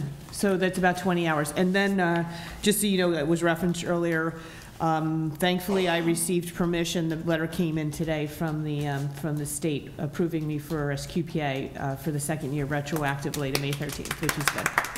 It was made my life easier. I got the call about 4:30 last Wednesday after we'd been making repeated inquiries, and already I was able to, it streamlined certain things that previously we were waiting on second quote, so that's good. Good.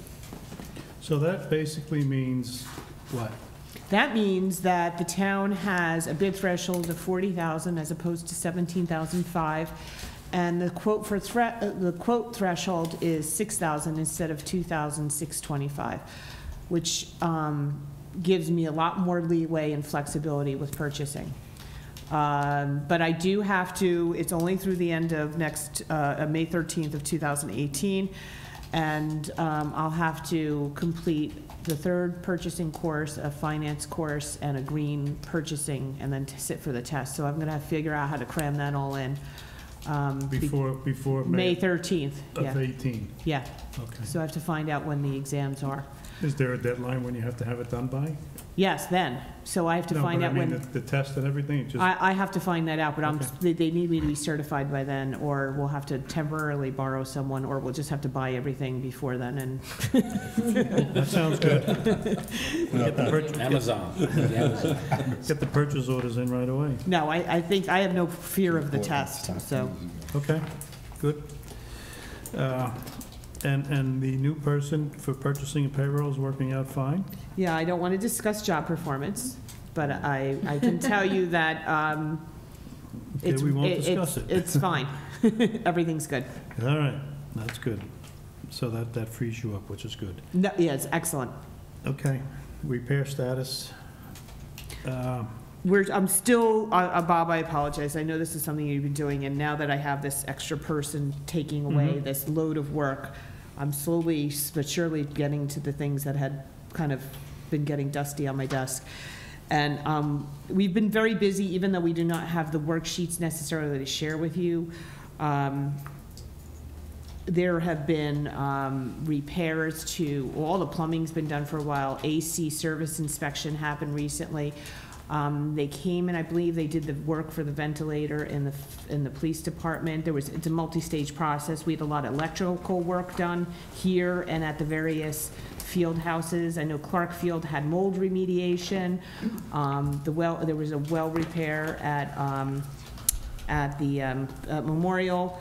Firehouse, nothing has happened yet with as far as that goes, but we are trying to get them their equipment acquisitions that were approved in the capital budget, the hoses and so forth. Mary Ann, Yes. when are we gonna get rid of these birds? I thought we approved money for siding. Yes, you did last year. They are uncontrollable now. You know what, actually hear them. let me check to see how much we've spent with JQ. They were very good, the company that did the work here and there. Right. And that's who we should have do the siding You work. actually hear them chirping in the meeting hall. Yes, and, So and, many and, in there. and actually, now that you're saying it, Right it's, above the doors? Yeah, yes, I'll call them tomorrow. thank you. We also Or I'll have- call, actually have Bill call them tomorrow, but, We also have the air conditioning fixed Oh, this hey, building. one other thing, the wall that the lady hit, when are we gonna get that The repaired? wall where? The wall at the firehouse, Yeah, the that's lady, what I wrote down here too. instead of hitting the brakes, she hit the gas pedal and hit the wall. I Yeah. thought you were waiting on the insurance recovery, Mayor, before we Yeah. did that, okay. Yeah, as soon as we get the money from insurance. Okay. But I wrote a note to myself, we have to call them. Where's the wall? What wall? On the back side A where the driveway. community parking lot is, Yeah. if you look On at the the very cinder block wall? end, you'll see a big dent in the wall. Yeah, a Lady driver Decided to go backwards on instead the- of They didn't hit the forward. house. gas. They didn't hit the instead of brake. firehouse. No, they did not hit the firehouse. Did not hit the firehouse. No, it's just the wall.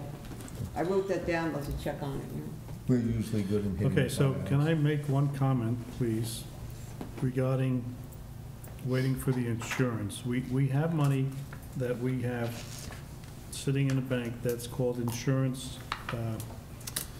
refunds or insurance claims or some, I don't know what it's called. But anyway, there's money there. So we can use that money, right? And then when we get the other money, it just offsets it, right? Can we do That that? would seem feasible, yes. Okay. The only thing is the issue could run into, well, I'll deal with it, but the last project that was a retaining wall at the very same location was just under the bid threshold, so unfortunately, once, an incremental project gets you over, we may have to bid this, but it's not the worst thing in the world. Okay. So there's money that, So I we have mean, we to don't, add the two to get, like, yeah. It's called aggregation, yes. we just don't have to wait, is what I'm saying, because there's money there, so. So we should go ahead with that, Mayor? Well, see how much it is. Okay. Whether we have to get quotes or go to bid. Okay. Okay.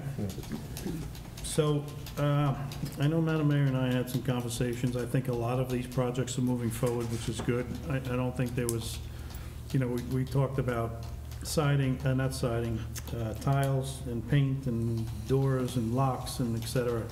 I know in the police department, they're going through, Tom worked with these purchase orders that are going through, so there's a lot happening, and, you know. Yeah, we've done a lot of. Yeah, I mean, I appreciate all the efforts, thank everybody for getting it done and keep moving, but, you know, we just have to keep the wheels turning, so we don't stop where we are. And just so you know, Bob, on that note, when the issue of the door came up at the police department, and you commented, well, why replace the dock, place the door, and the doors in this place have been on my hit list for a long time, because the weather stripping is awful, and they physically don't look good. So Bill actually just delivered just late last week an inventory of the doors, and so we have to go and get prices on that.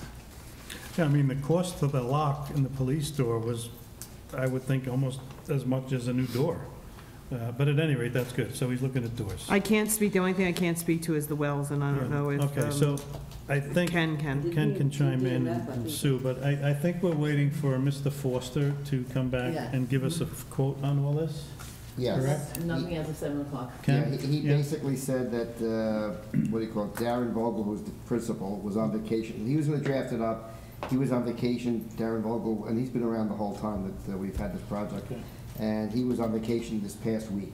He's supposed to go over it and approve it, and we're supposed to get it this week. I was hoping, against hope we might even have it today, but this is his first day back from vacation, so, but we definitely should be getting it back. Okay. Also, Bob, the e-ticket, we were able, well, we got the, price and was in our budget, but I spoke to the auditor today because it's a single source vendor.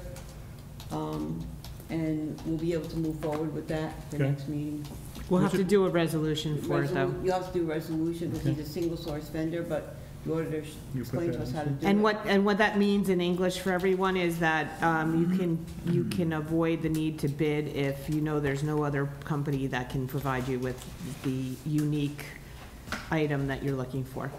But you have to satisfy certain thresholds, certain criteria before you can go forward with the purchase. Yeah, so he read the letter and everything and okayed it. So in one of the emails that I believe Sue, or maybe even you, Ken, I'm not sure, but somebody had a bunch of numbers from, I actually don't know the firm, but at any rate, everything added up to about $65,000. And I'm not sure whether or not we needed all that done, which is one question, but I think, Mary Ann, you went and were able to hopefully find in ordinances something, amounts above that we have available to us? Yes, I did. All right, I'll leave it at that then. So that's good news. The action worksheets just, I think once Marion gets caught up, basically we'll have a sheet of what's being worked on, the status of the project, the cost, and when the completion is. This way, we basically will all have a sheet to look at by project or by building or however we want to do it, so we can all monitor it closely rather than have it on our report here. So that's the idea. I did make some update, a couple of suggestions on the one that you gave me. Yeah. Okay. One thing that's not on this, and I don't mean to add to the agenda, but there was an email that we received from a member of the zoning board about requesting township email addresses, and I haven't even had a chance to discuss this with the mayor. I meant to, I'm sorry. Or I might have. I put a request out to DART about, I thought it was a good idea that we have everybody have on the official email because of the concerns with the recent Oprah ruling. So it was just, I just want to let you know I was dealing with that. Each mailbox is a cost of $5 per user per month, and then and tech fees to get those email addresses set up. So I don't know if that was something that you all were concerned about or not. I was surprised I didn't see anything about that.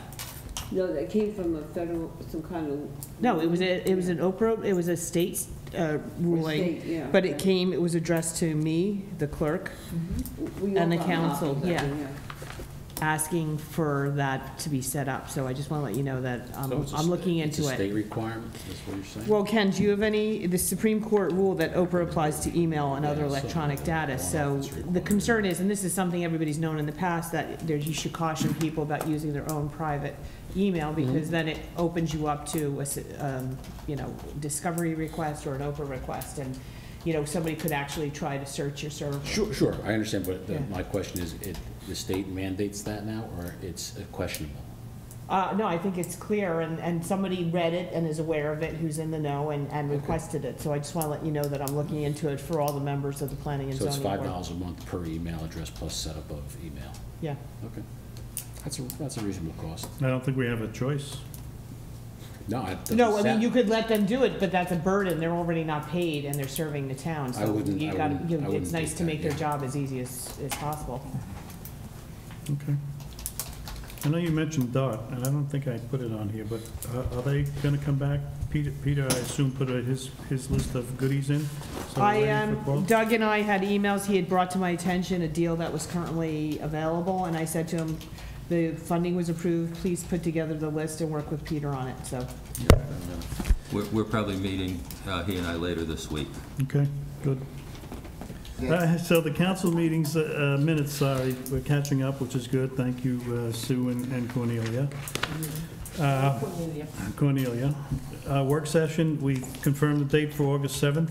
I don't know, any suggestions you gentlemen have and ladies in terms of what we want to discuss, but we have some time, so let's make it as fruitful as possible. Whoa.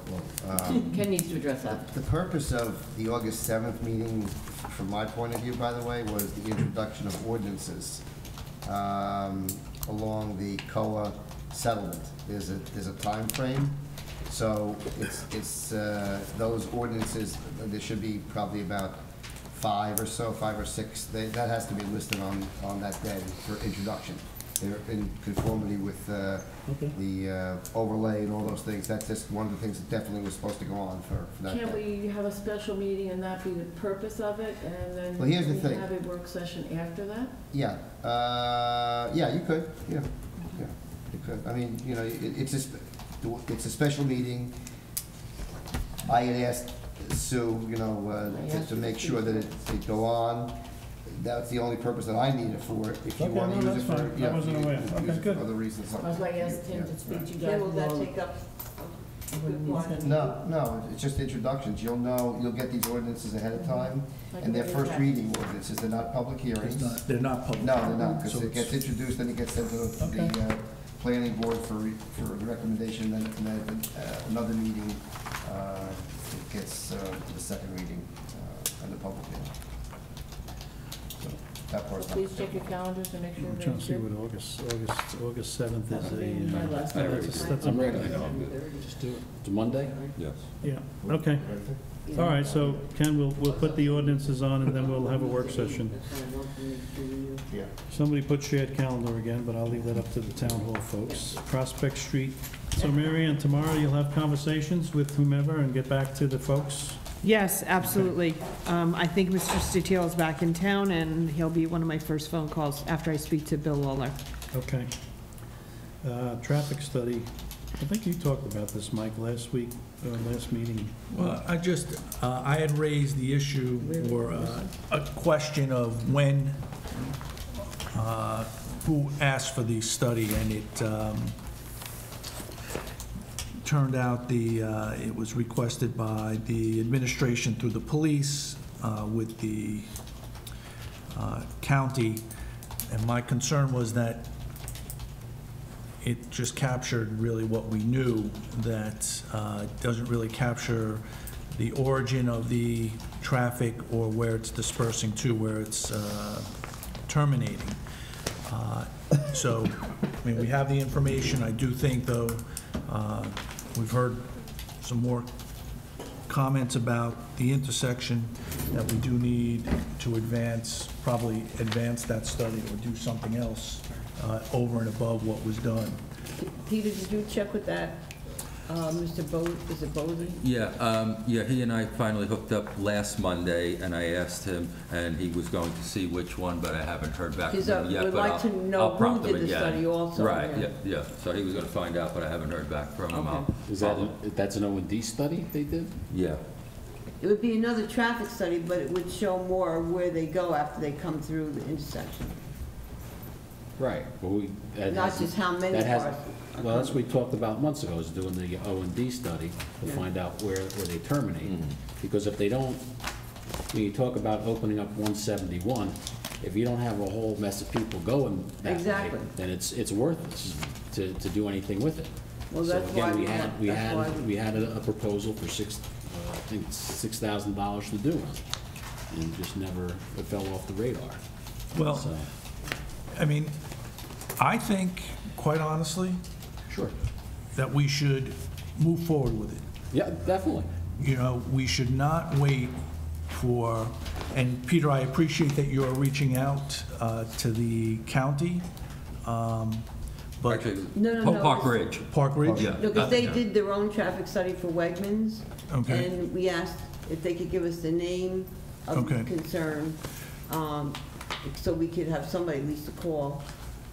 And get it, I mean, get it done. Let's understand, because we know the throughput is a problem, but if 171 and 168 are not a problem, then we may be able to address it in another manner. So let's understand what the throughput is, where it's going, and have that study done. Yep.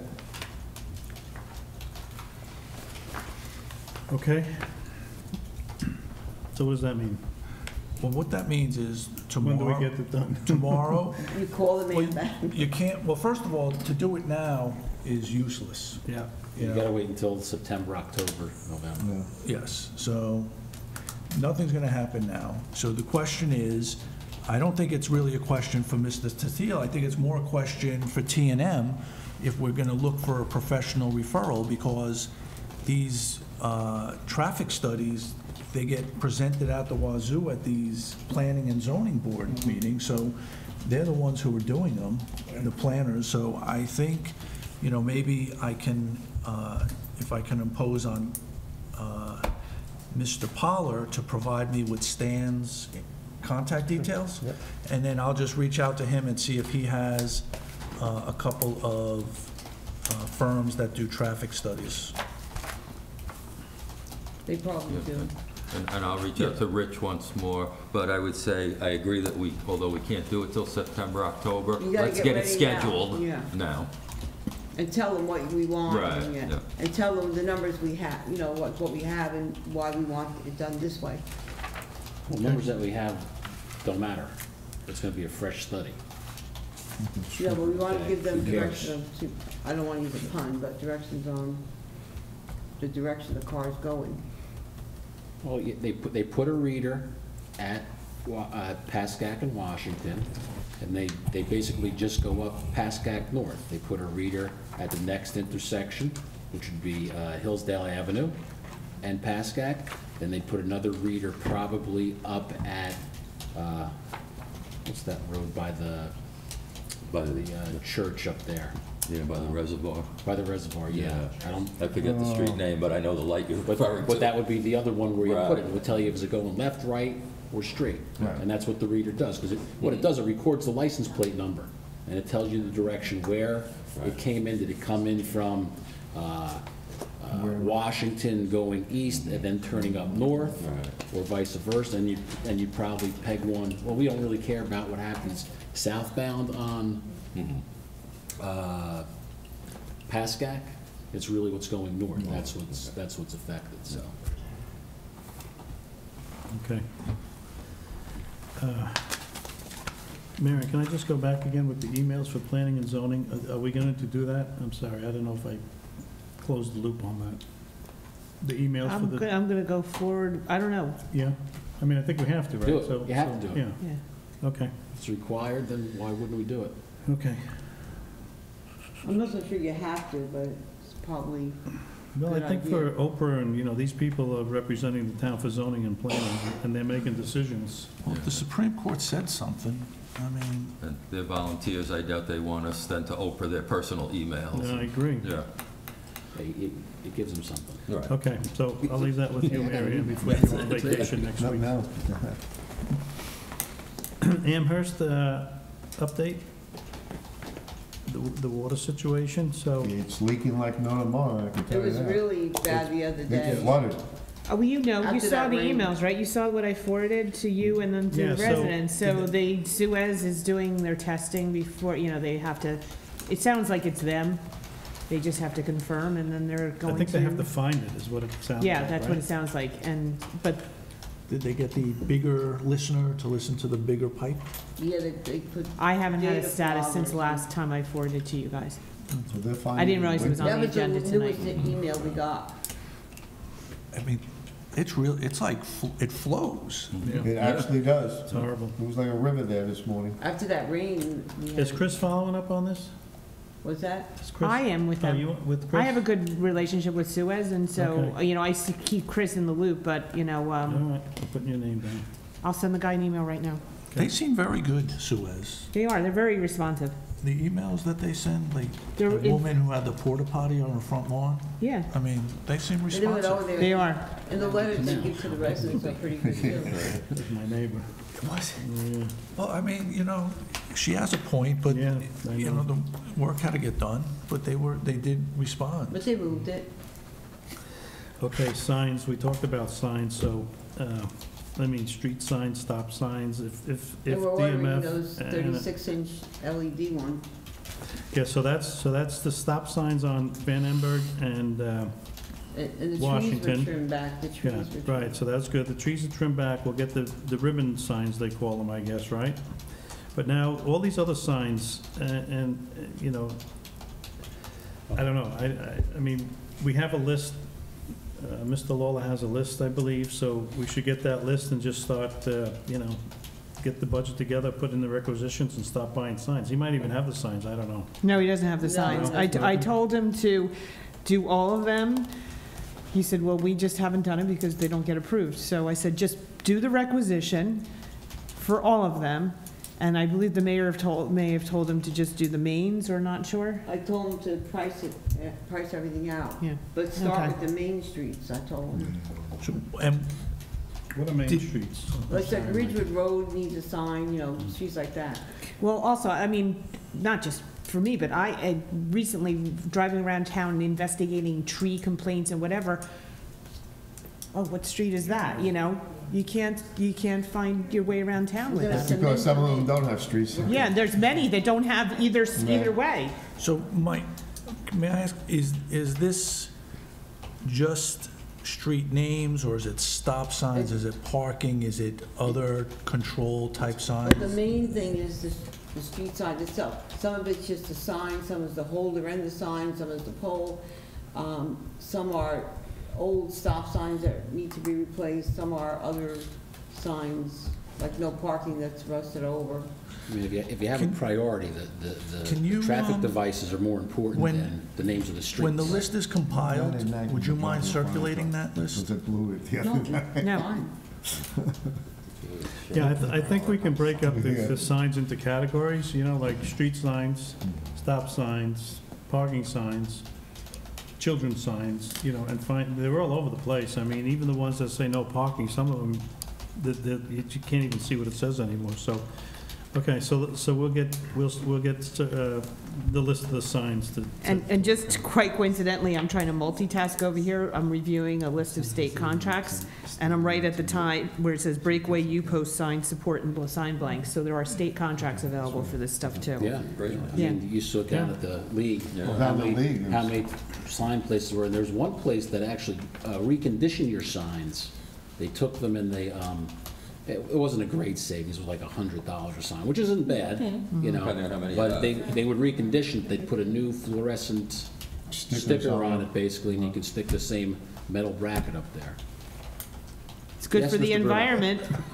That's good for the I think we environment. need to recycle signs, we should get some new ones. Well, do you But want? I like your thought process, though. Well, but It's Bob, do you about want those saving in a money. landfill? Huh? As being the recycling coordinator, I don't want those in the landfill, so if we can No, read. we Save- We could they sell save them some to money. the townsfolk, Some is metal. put them on their dorm room walls, and, Well, I've said that about the signs that are hanging on the wall in the DMF. They Yeah. take the clean ones, they don't want. Okay, so we'll get the list of street signs and then we'll work on it. Senior center. So Madam Mayor, you had some thoughts about the senior Well, center? the thing is that a couple of years ago, I put in for a grant, you know, to get new tile, because they were all lifting up. Get new what, tile? All the tiles were lifting up a couple of years ago, so I put in for a grant to replace them, and I got the grant. But then, for 2 years now, I put in to replace the tables and the chairs, because the tables that we have, number one, are too big. They're very, very heavy, and they collapse a lot. And the Jim Joyce, who's the chairman of the senior club, and friends of his fix them, okay, because they, I don't know, they just don't close right. And so I would like to replace them with smaller tables and not so heavy, so they don't have to be dragged. Right now, you can't lift them up. You have to drag them, so it's ruining the floor. And right now, we have a grant in there. You think we're not gonna get it though, right? No, I mean, Steve was at that meeting. There's very little money, and it doesn't go in as bricks and mortar where the bigger pot is. Yeah. It goes in to compete against the other towns, and my understanding, unfortunately, is that it's one of these, everybody gets the same amount of money, and Yeah, it they goes for have a pot, senior they split it up activities. 7 ways, and that's basically how. Yeah, I tried to be creative, and we did a senior van driver application, because Yeah. I know other towns have that, and no one in the valley has thought to do it before, and they said they're not gonna give it to us until they can get their applications in. So I got the sense that we haven't had the vote. I think you just got the notice, the Yeah, meetings it's- in July. Right, yeah, I think the Yeah. 12th or whatever. Yeah. So, yeah, if we can both be there to vote, it would be good, but I don't Yeah. think it's gonna, yeah, I doubt it's gonna happen. Yeah, they have a pot, they gotta split it up by the 7 or 8 towns. I think the pot's getting a little smaller over the years. I think it's gonna get smaller in the next couple of years. too. Well, that all comes down from the federal government. But at any that rate, money. so, I think that we should step up to buying new tables. How much are they, do you know? And, what's that? How much are they, do you know? Well, I have somebody coming to give us an estimate. Okay. But my guesstimate would be like around 35,000, including chairs. 3,500, I hope you. 3,500? No, 35,000. 1,000? Yeah. Dollars. I had it, There's For 20 tables and chairs? The tables and chairs? I'm in the wrong business again. you know what, It's better than FedEx. I had priced it out last year for the grant, I'm not so. so sure. I don't really know, but all I know is we need Does that to number get sound right to smaller you? ones. Oh. It sounds low compared to what we put in for. Really? So I think the only, I'll try to get a price sooner so we have an idea, but we really need to do it. It's just not. For plastic? What, they made a marble? so I think the most critical Straight thing, and I through. think Mike mentioned this, is the, what is the layout that we really want Well, in I that went- room? I Rather went than just there- say, let me have 5 tables and 50 chairs. I went there with the president the other day, and he had some ideas about we need to get, he said they keep taking his computer tables over to use it for when we have other events. So we need to get a few longer tables, and we don't need as many of the big round tables, we only need 20. So I'm gonna 20? try to, what? 20 round tables? Yeah. So, okay, you had mentioned this when we had spoken, and I suggested that we understand what the use is. I never contemplated that there would be 20 tables, even with, 6 chairs, that's, what's 20 times 6? 120. That's a lot of money. That's a lot. I mean, that many people are in there for meetings on a regular And when we have an basis? event there, like a scouting event, we fill them all. Yeah, but that's, That, you can't do it for that because it's a dedicated senior center. You can only furnish it for Exactly. seniors. 35,000. Yeah, but, so what are the I guess my question is, what are the seniors, or what is it being used for? And what is the 2, 3, or 4 standard layouts that require certain tables? So Okay, 20 so- rounds and 5 rectangles? Let me to give you how the seniors use it first. They use it basically for their social meetings and for their business meetings. And they use the round tables, they have coffee and whatever else they have there during their meetings, okay? Everything that they put out for the meetings, they use those long tables, by the kitchen there, and then along the side, okay? I don't want to derail the meeting, Madam Mayor, so perhaps when you come up with a firm estimate. Schematic, okay. You know, we can go review it, But just so you know, they've been very good about allowing other things in that room. It's basically a dedicated senior center unless they okay the group or organization to use it. And, Can't be right. yeah, like, Hold on, folks. Yeah. yeah. The senior, Wait, can I have Act- actually, I just found the application we made last year with the pricing. So we're not talking, and the tables were priced at $11,620 at $580 each. Chairs, 62 sets of 4 at $514 each for $31,868. The total request was $43,468. So if you only want to do the tables, it's $11,600. If you can keep the chairs, you We know. could use the chairs, but anyway, so. But it's a schematic of what you want is the most important thing, rather Yeah. than just throw tables in there again. I told with the president of the senior center, and he laid out something for me, but, I have somebody coming in to give me an estimate. What? President of the senior center? The president of the seniors. Oh, the senior group, not the senior Senior center. Well, There's the no president of the president, senior center. no, the president of the senior Oh, the group. seniors. Okay, so you'll share with us what Yeah, I'll get Got that. 6 right here. I'll send you the money. Discuss it You'll next send something to us? Yeah. Okay, all right. Theoretically. Moving Well, on to ordinances and that's a- legislation. Let me just get back to that for 1 second, the tables and chairs. Which one? The Senior? tables and chairs, Uh-huh. seniors. Yeah. Now, that's probably a good one with that program that the government has, that 1033A program. Because they What's have a that? lot, that's the firm, that's The surplus. The surplus that they bought and never used, that's in a warehouse. Let me call the congressman's office tomorrow and see if they have stuff like that and get on that. Because we could save $40,000 if they have it. you I know, hear they have tables and forest chairs. camouflage uniforms Do they too. care? Did anybody read that story? Yeah, it's camo green, I'm good with it. Did you read about that? The millions of dollars that the Pentagon spent on camouflage, for forest camouflage for Oh, yes. Afghanistan? When only like 1.5% of the country or 2% of the country is forest? You'll never He see. liked it. I don't want to The repeat that general here liked it. and spend that much on tables and chairs. Okay, All right, let's go on to the next thing. ordinances and legislation. The anti-nepotism, I think, Steve, you had a change or wanted I- a change, I or did a put- change? Yeah, I put that back on, I did one change on it. Talked to a couple of people about the change. The change was, let me find it first, where is it? It was in the last paragraph. Come on.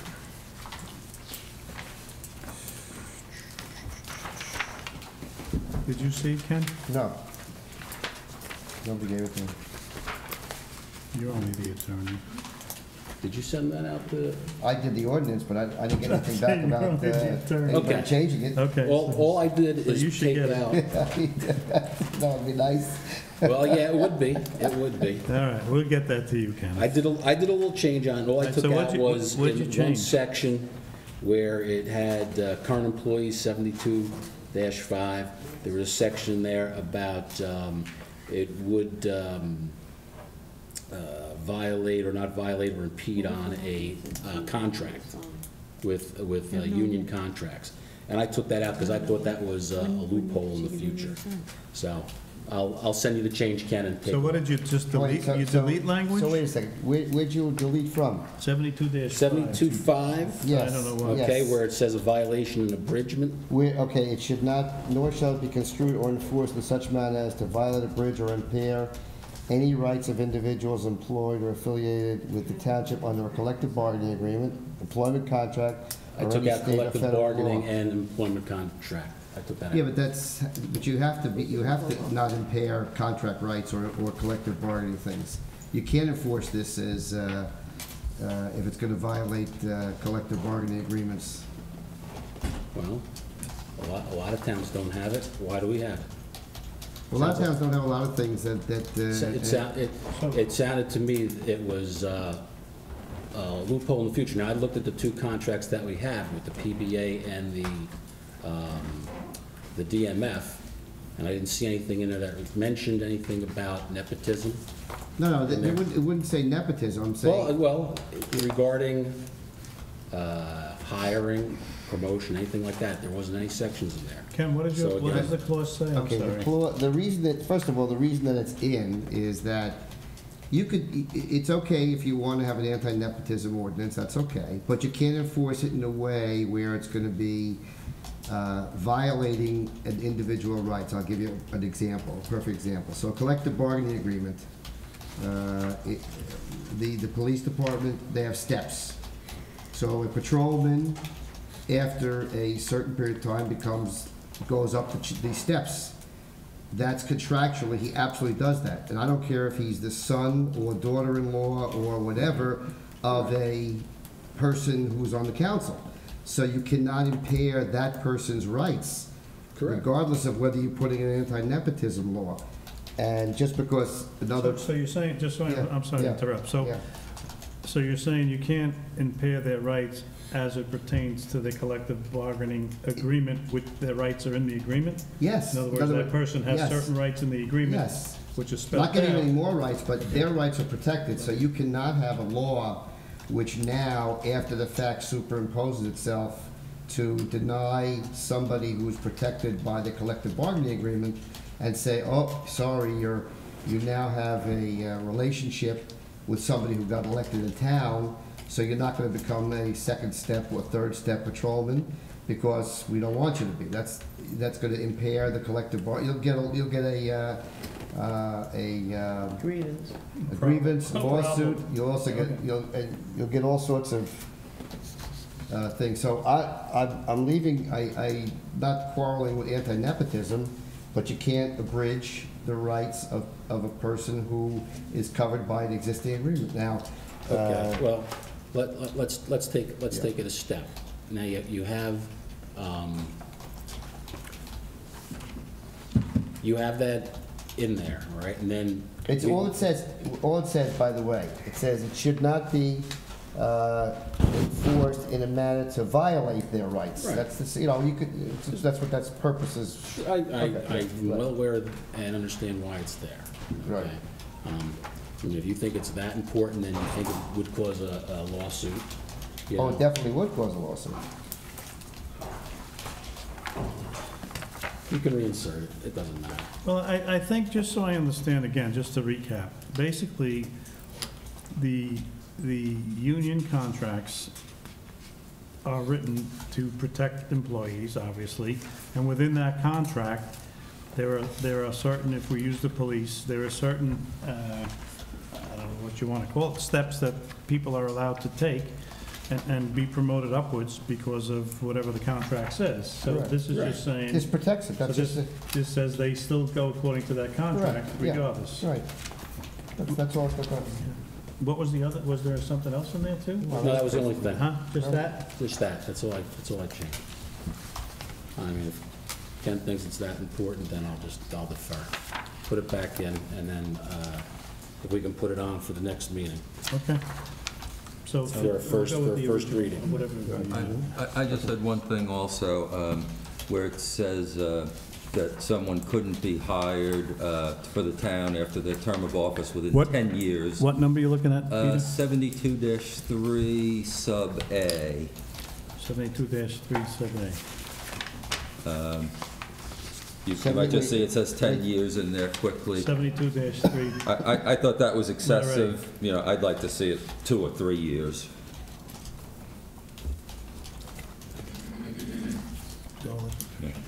How long are our typical, I know, our typical terms are 4 years. I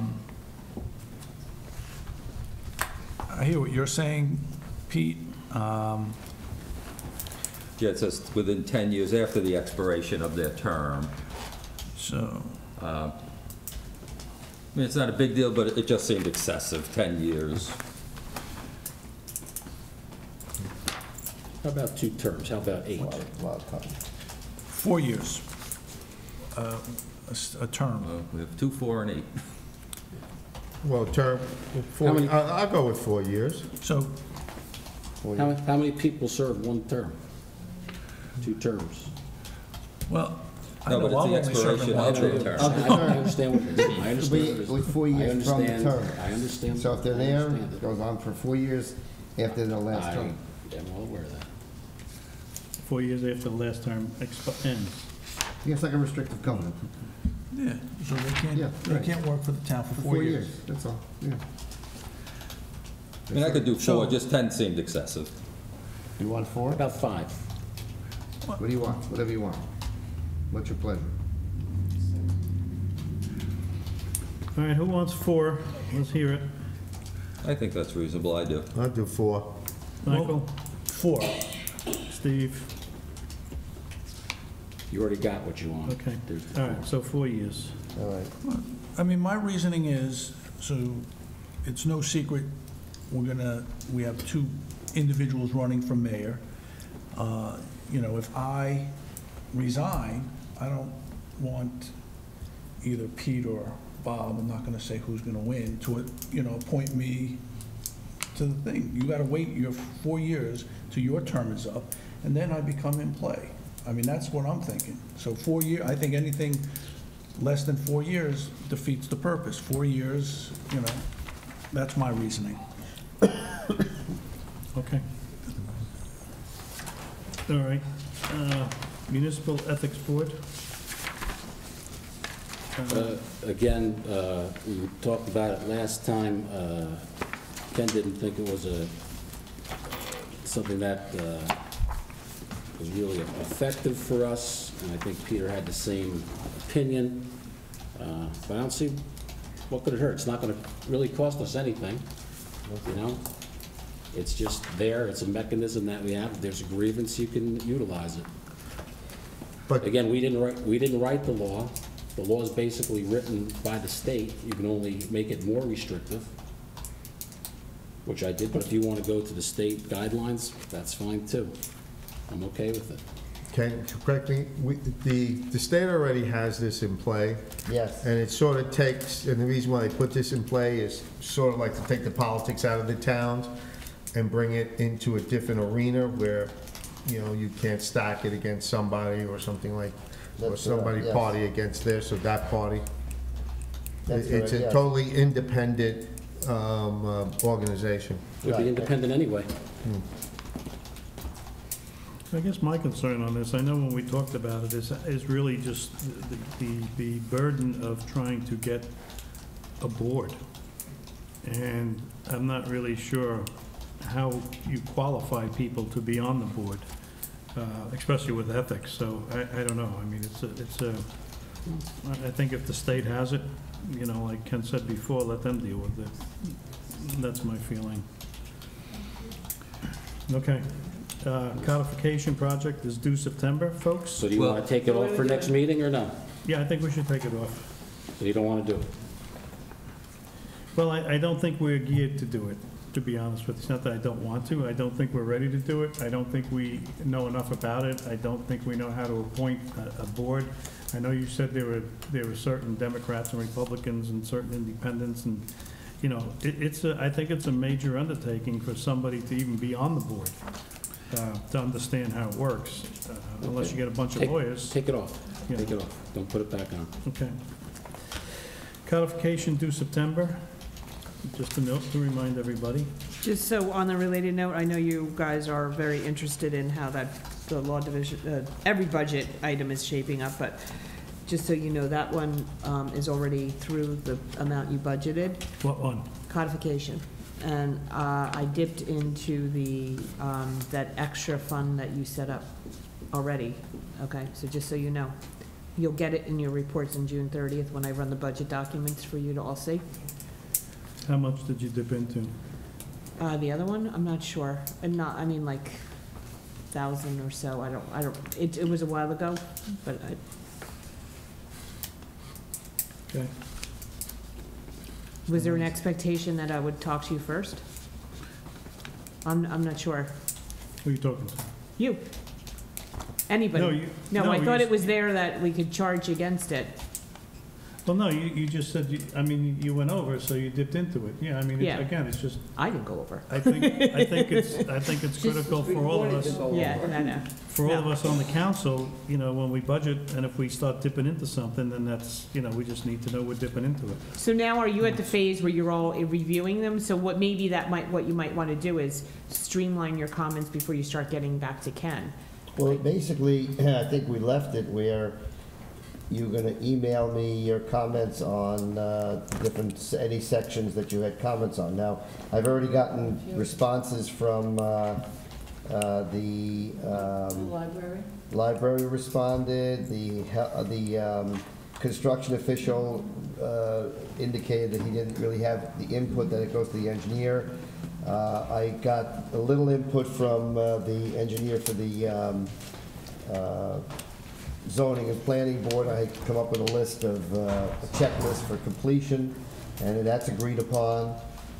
So, I mean, I'm getting answers from, you know, the different departments that we talked about.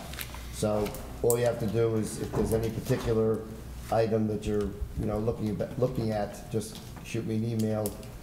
I don't think it's a great idea to just bring it up here for the first time and start talking back and forth. If you give it to me ahead of time, I can take a look at it and, you know, try to just have all the changes done and do it again, yeah. Is it worthwhile to have each of the either department heads or directors to sign off? It sounds like you've gotten feedback from a number of areas.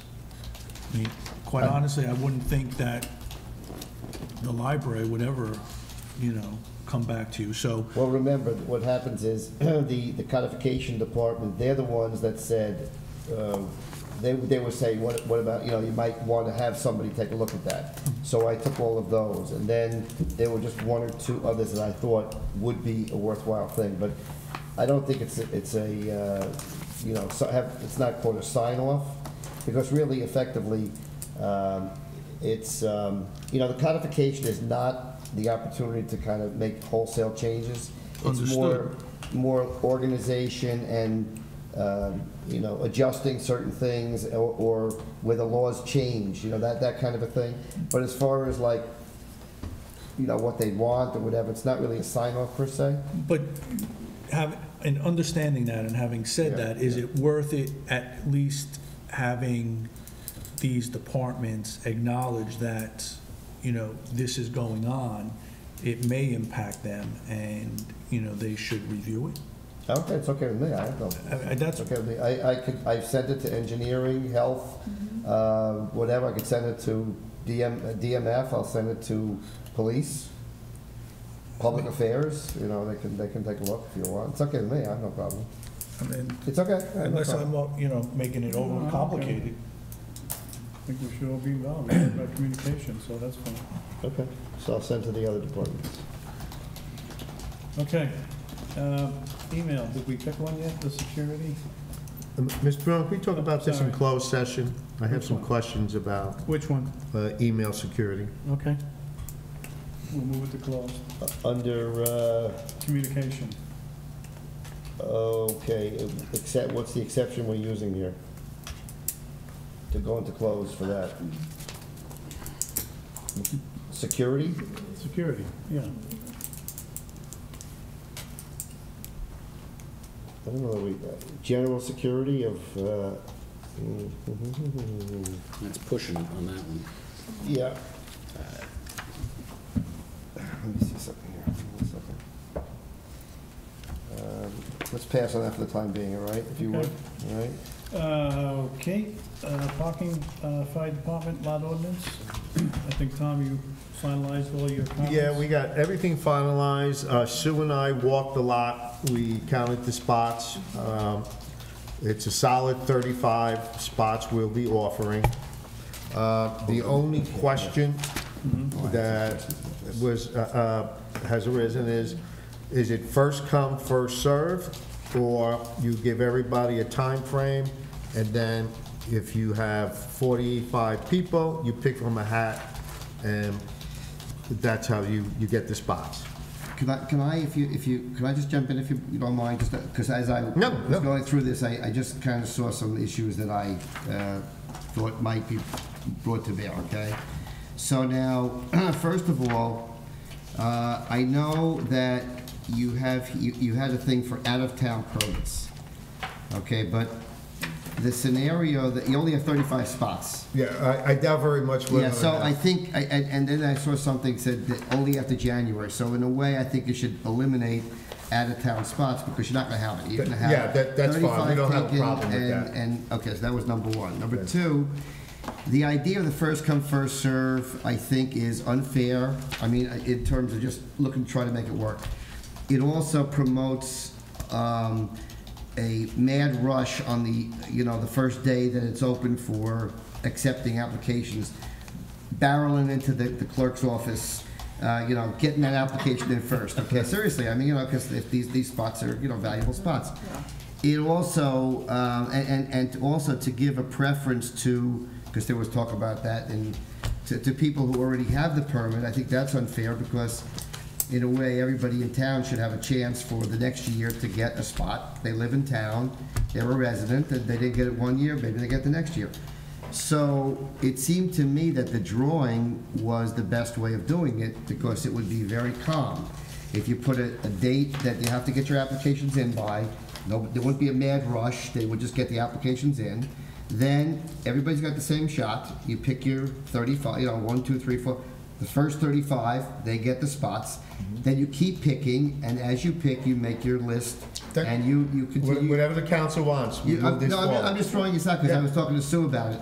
Yeah. Because we were talking, could you do this, could you do that? And I'm saying, we were actually trying to work through it. So that way, you would get the priority, and again, very, very equal because it didn't matter whether you had the permit before, it didn't matter whether you got there first. It's picked, it's easy, boom, it's there, there's no favoritism, there's nothing. So I thought that would be, a better way. Then you would pick your, applications in by a certain day, pick by a certain day, what else did I say? Drawing continues after 35, and the list kept in the order of the drawing for the issuance of new permits. If someone leaves town or doesn't pay the fee, in other words, you tell them you got it, they don't pay the fee, boom, goes to the first one on the list, okay? That's fine. Or, some other opening. And then I thought the master list of the parking should go to the police department. They should have it on file. Yeah. So that they know who's, on top of. They get one every year, too. On top of having the permits, they would have the list. The penalty, I thought, was $100 for each violation was fine. I think we should take it out. They shouldn't go to prison for parking their car. Yeah. I thought that was, that's just basic. That was in the old. Too much or is okay? That was that was the old, like, so I think that was the thing there. Then there was a question of should there be overnight parking? Is that allowed? That's totally up to you guys. No. I don't think Okay, so. no, I put down no myself, but that's a policy question. And then somebody raised the issue of should there be permissible weekend parking? No. Okay, so that was the, So who can park there? You can't park there during the weekend, or you can, or? No. Only if you have a kid. no, No. he just said no parking on the weekend. Monday to Friday, that's it. Monday to Friday. All right. Might so Monday to interfere with Friday. fire department events if they're having an event and they need the parking, so. Okay. So, I mean, if I can make a long story short, I agree with everything you just said, Ken, and I hope that maybe the rest of the council can. I do too, because I think it's much more fair to give everybody a deadline to hand it in. No, I can do it. Oh, I can do it. Yeah. No, I'm saying you have to rewrite it. Yes. Okay, so we'll rewrite it. Okay. Are these non-transferable? The permits Yeah. are, yes. Yes. I would hope so, because. Yeah, otherwise you people sell are them on the selling black them. market. Yeah, they will. Okay. And what are we charging? 200. Okay. So then maybe you draw extra names in case you, people they turn said them in? that. You Yeah. just said that. You just Sorry. said that. I All was right, so doing other Ken, things. you'll multitasking, you'll okay. redraft for us. Yes. Okay, next is the And salary. just clarify, Sue, that does include those spaces that go around the back, right, the 35? No, we're gonna keep them because now that they're permanent spots, There's no No, we're movement gonna- in no, and we're gonna out. keep them. I watched today, the cars start moving out around 4, quarter to 5. So even with those spots up there, it's no pulling in and backing out No, constantly. but you're gonna keep them at Yes, spots. yeah. That's why we're gonna, instead of removing them and having less, we're gonna keep those extra. Yeah, well, it's good. Yeah. By the way, That was I a just- good job, I Thank you. liked everything you said. Thank you. I just wanted to just reconfirm in terms of applications would be filed by the third Tuesday in October, and the drawing takes place on the, you wanted to make that in November, right, Sue? Yeah, we were looking at that, we were gonna link it to a date, we were saying. Just like, the right. Monday of whatever, so Yeah. it have to be filed by the Yeah. third Tuesday in October, October. and the drawing would take place on the first or second week in November? Well, you really Not want the the first second. week of November. Because the Third? election. Okay, third week in November? It's for the next year, so that's plenty, but, third week in November? No, I think that's, That's the league, Yeah, but you probably. don't wanna start collecting money or. No, that's the drawing. that's the drawing. I know, but then they're gonna start. And paying. then they can pay up until the end of the year if you wanted, Well, it's Or really- whatever you want. It's No, really I just wouldn't- for the next year's parking though. It should be paid within 5 weeks of the I would draw. think December 1st, maybe? Yeah. Payment? Yeah. Well, but okay, Because then if people don't pay, we can select someone else. Okay. Yeah, but they're paying technically for a service beforehand. Like they're paying the year Yeah, before. well, they That's do fine. it anyway. But they have to have it for January Right. 1st. Yeah. so that's- Yeah. All right, so when do you want the drawing? What in November do you want the drawing? I would like it, After election day. the second week in November. Second week in November? I think it's whatever Sue's schedule allows, because she used to be there now. November 15th, middle of the month. November the 15th? Yeah, Well, that that's, might- that's the don't- League of don't- Municipalities. No, Yeah. don't say that, because the 15th could fall on a Well, Saturday or that's what we were Sunday. concerned about. First of all, it could fall on a Saturday or Sunday. You're making the Monday Oh, of. hold on, let's- The second Tuesday of the month. November 13th is a No, just make Monday. it during the You want to do second like- week, let her You pick make the day. No, put a day, put a day. all right, hold on. Not later than the third Tuesday in October, the current licensing year is when we want to have all the November applications in. 13th is a Monday. Not the 13th, because the next year it's not So, to be the 13th. Is it the Right. second Monday of the month? Third Tuesday in October is when the applications need to be in, not later than the first meeting of Township Council after November 15th. The clerk shall inform the Township Council number of properly complete applications received. Then we have down 35, then we have those applications not receiving, want to requirements to be. This is not rocket What's the science, week about fellas. it? I know, what do we Rocket have? science. About So- the so- first, the second Meeting the Friday. second week, and then the Wait a third second. week second is Monday. Thanksgiving. Okay, the question is when the clerk is working is really what has to be done. Yeah. Can we do it the first week of December? Sure. The drawing the first week of December? December? It's late, isn't But it? then You the sure people aren't gonna know. You sure that's enough time? Because That's not enough All time. right, you then gotta get the, first week you of gotta get the November. tags printed and everything. So that's Well, what, it has to be printed, that's no big deal. yeah, well, Not gonna be personalized. Right, About that's the there. first Friday in November. It's not, We're like, talking it's not people rocket $200, science. we're not gonna make it Whatever works, personalized. whatever day works for Okay, you. here's the only thing, here it is. And then they It's say my meeting's. picking and making the list. It's picking and making the list. and So- Picking and writing things. why can't you have Give you it, that. Sue, why can't you have it November the 13th? That's the second. You know what we should do? How about doing this, Sue? Because Sue? the second Sue? week is always a leap. Here's my question, Just write it in. I got a question. Number one. We'll Is do it it- tomorrow. No, they have to decide. Is it gonna be a public drawing or just at the clerk's office? That's, in other words, if somebody wants to, I'm just asking. Not. They can come and So watch it. if it's not a public drawing, Or we could do it here as a public. no. meeting. I think you should do it, because people are gonna question. Okay, then, all No, right. but you could do it in your office, but All they right, could all be right, invited. because I was gonna 35 say, people wouldn't fit in my office. what I was We gonna, have to do it here. what I was gonna say was, if it wasn't a public drawing, you could make it during the blank week of November, and then Sue could do it any day she wants.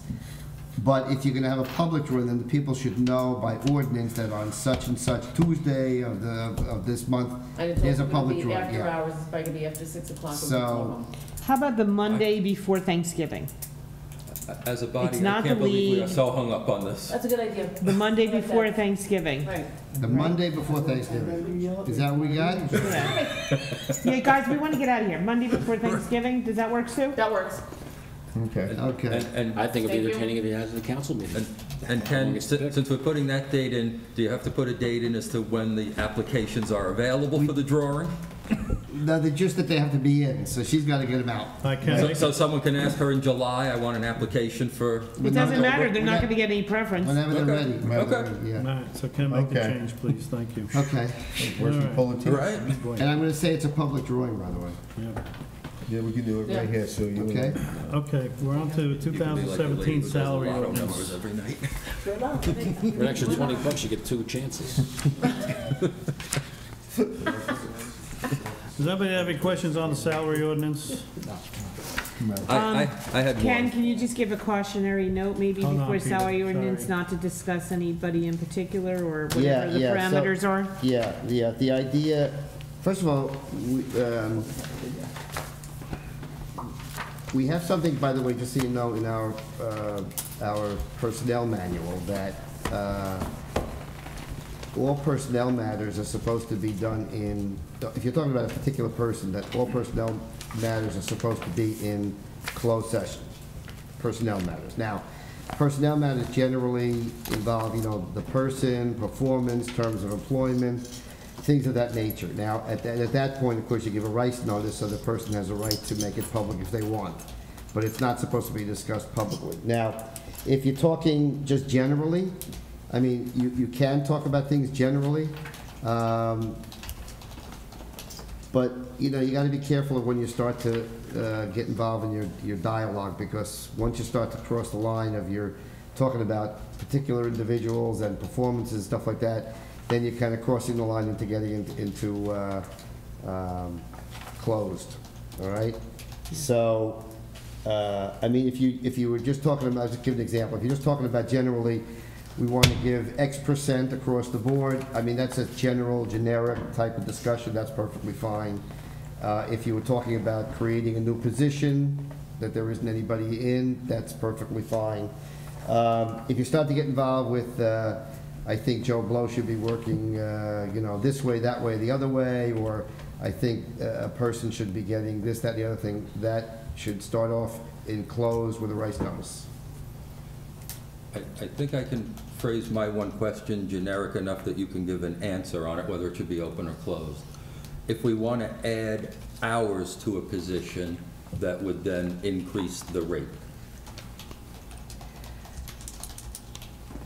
I think if the position itself, if you... It has nothing to do with performance or anything. Or the person, it's just the Right. position. In other words, if you want the CFO to put in, X hours. Yeah. No, I think you can discuss Okay. that publicly, actually. Okay. But I would think that's so, not but that's not, I mean, if you're talking about somebody who's not an hourly employee, because we don't have to stipulate their hours in the salary According to this, ordinance, they're do we? not. I mean, I can keep it generic and I think I'll be okay. Okay. We've But all Ken- spoken that we might want to give the code enforcement official broader responsibility. And with that should come perhaps more pay. Now, that position is in here as a flat 6,300. Okay, so I think you should start off with that one being in closed. Okay. And then give a rights notice. That starts to get very specific, and in no time at all, that discussion will get Yeah, I specific. think that should Will be get closed. specific. That will get specific immediately. Does it hold up then, though, us doing the ordinance? I think it does. I was hoping it was generic enough that, I'm not talking about anyone's performance, I'm just saying add hours to the function. Yeah, no, I think it's not safe to Okay. Yeah, bring that up. that's why you do what you do. Yeah. I'm sorry if it holds up the ordinance, but I think everyone So do you want knows what I'm Sue to referring issue to. a rights notice? Well, for- let me say this. Let me say this. You could introduce the ordinance as is. Okay, schedule the closed session, have the closed session. To tell you the truth, I don't think that one change would be, if you Yeah. increase that, it would not be a substantial change to the ordinance as a whole. It's an adjustment, so I would think that if you wanted to go ahead, you have it already, I mean, does everyone, my fellow council members, know what I'm referring to? And are in Yeah, favor but of I it. honestly, can I just say one thing? Of course. We should probably can this conversation. Okay. But I also Because- want to because- remind you that you only budgeted a certain amount, so. Yeah, so let's can this conversation for closed session and a rice notice, because it's a different topic. Okay.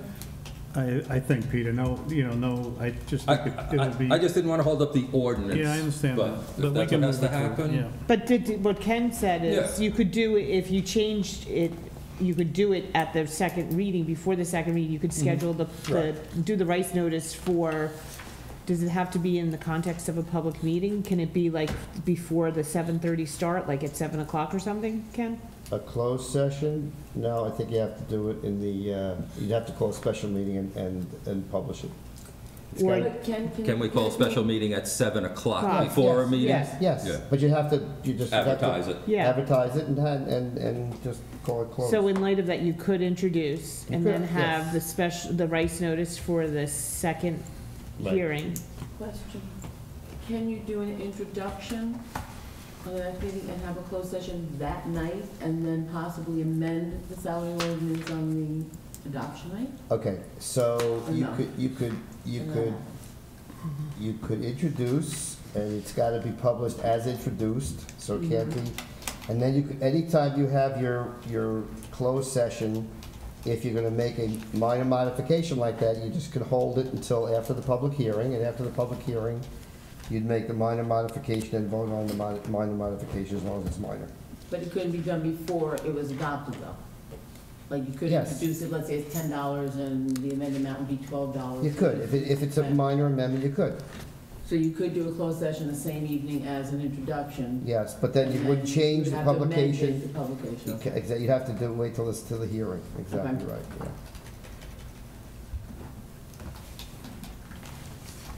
So Bob, what are the marching orders for anybody with rice notice and timing? If I might ask. I mean, I think I kind of said one time jokingly, we should rice everybody, and you said, what am I, nuts? But I'm not going to say that, so. no, That wasn't the only time I said think we that. have to rice, we have to do the rice notice for what Mr. Calamari spoke about the position, and then we can discuss it. So that, I think we should do that. My comment regarding the whole salary ordinance is I just want to make sure, because when we sat and did the budget, there were several increases that were more than 1.5%. There was a lot of discussion of additional responsibilities. I think there was discussion as, people have taken on additional responsibilities. So I don't want anything to fall through the cracks in terms of discussions with employees, that there are no surprises, there are no more, that this is not what I thought I was going to get because of X, Y, Z. So I just think all conversations and all reviews and all personnel matters need to be discussed with the proper people as to why, they're getting what they're getting. I guess I'm trying to be generic about all this, so that's my comment on the whole salary ordinance. 'Cause Well, there was a- typically, that would be handled by the administration, but, Okay, yeah, but there was I a don't know. lot of if- discussion on, people and percentages, and I think we all worked hard recognizing people, people got extra job functions and extra hours, et cetera. So just want to make sure everybody's on board, the employees are on board, and so when we move forward, we don't have issues. Okay, so if anyone else needs to be riced, please let Sue know. The other thing I just want to point out, for those of you who want to compare it to the budget document, I did realign it so that it flows in the same order as the budget. Yep, I saw. Can I just have one question, more procedural, because I think I brought it up in emails in the past. Can one member of the council ask for a rice notice, or is it something we should vote on to protect the people that are being riced? Well, I don't think you could have a closed session about something without 3 council people saying, yes, let's have a closed session. You gotta have 3 people, you got 3 council people wanting to do it. Yeah, but do we vote separately, like on the rice and then the closed session, or is it all, we should vote on it in some way, shape, or Well, let form? me put it this way, if you're gonna have a closed session on something, like personnel, the fact that you get a rice notice or not get a rice notice, that's a legal requirement having nothing to do with voting on it or not voting on it. The issue is whether you want to have a closed session about a person. That's really what it comes down to. I just want to, I want to cover us and Mary Ann also. I could call and say, I want 5 people rice notice. No, no. To me, that should be a no. council decision. That is a who council gets rice notice. That is a council decision because it's a council decision to have a closed session. Okay.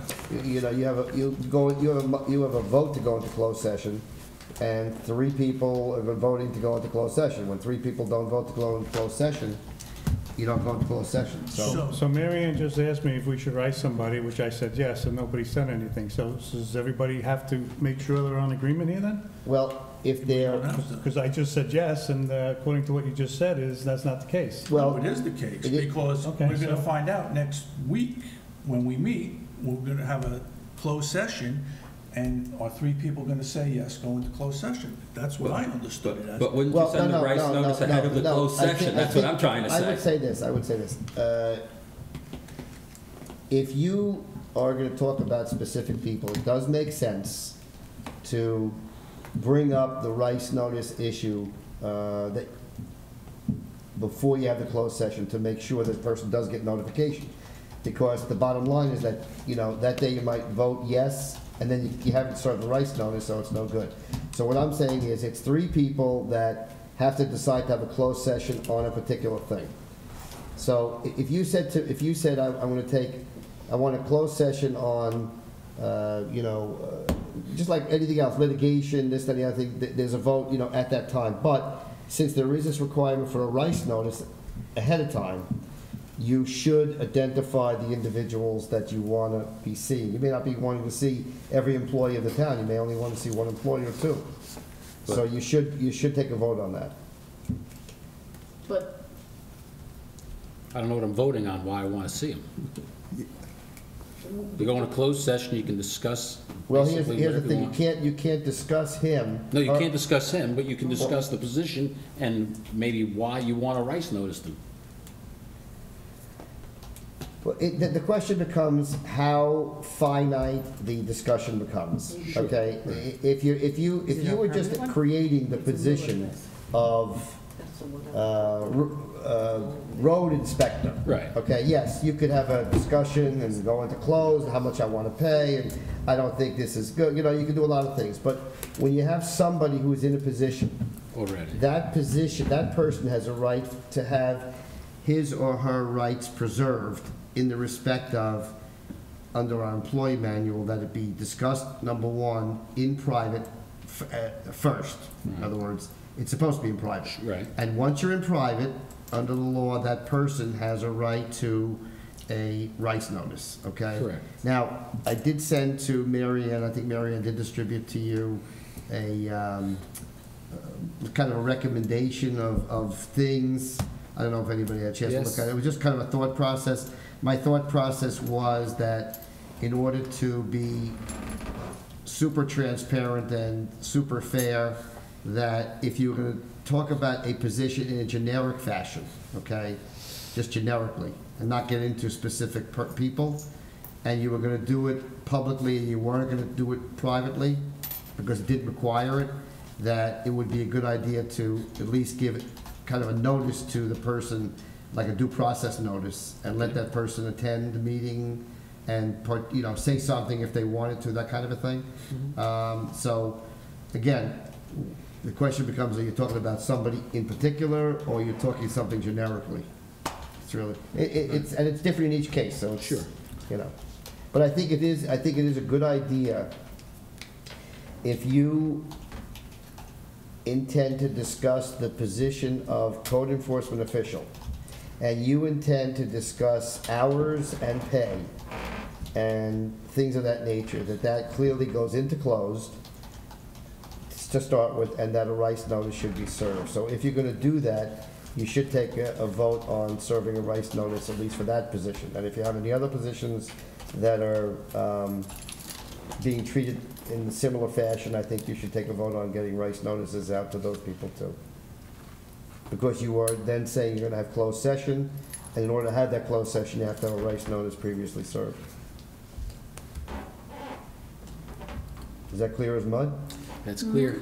Clear as the Ganges. So do I have to make a motion that we rice notice the code enforcement official? Sure.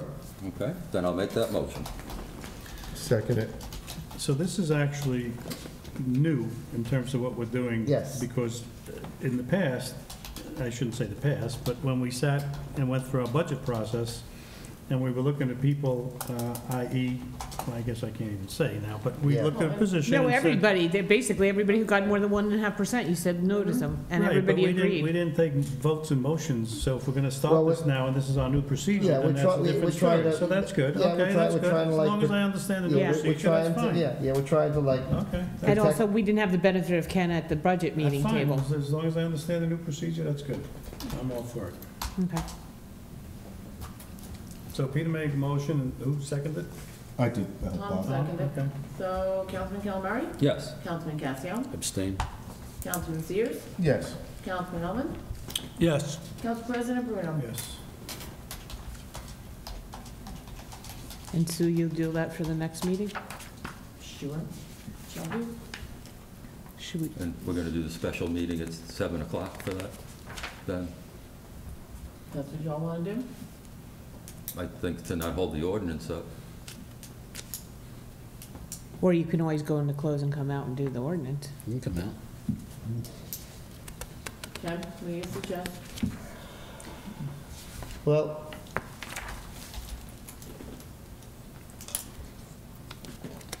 what you could do is you could have your public meeting, well, no, because that's when you introduce your ordinance.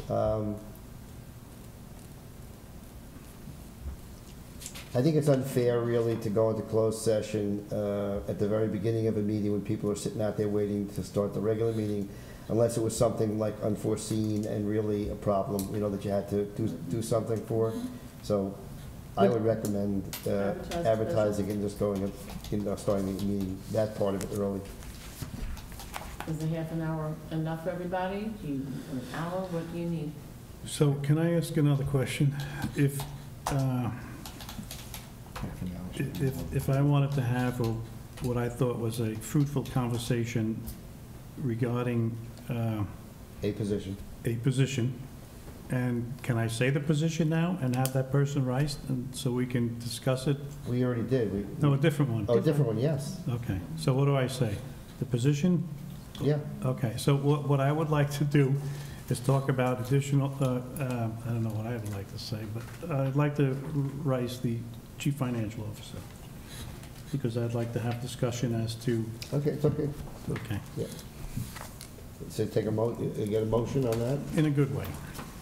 So I make a motion. Bob, can I just ask a question before you thinking for that same meeting? Yeah. Bring her in a half hour early also, because that might. Well, she's not going to come in because Sure. unless she wants to have it at public, then she'll be in the public session, right, Ken? Rights notice allows them to have it be public. Public or closed? No, We start with closed. Oh. They have the option of leaving it Okay. closed or Okay. make it public. and if it's closed, they're not in it. If it's public, they're in it. Okay. Or they don't have to attend. Right. Yeah, I don't think either discussion is a long discussions. I mean, Yeah. you know, it's a positive thing, but I guess we have to raise somebody, so that's all I'm saying. So I would second your motion. Okay. Councilman Calamari? Yes. Councilman Casio? Abstain. Councilman Sears? Yes. Councilman Ullman? Yes. Council President Bruno? Yes. Okay, so we'll do that one as well. Okay.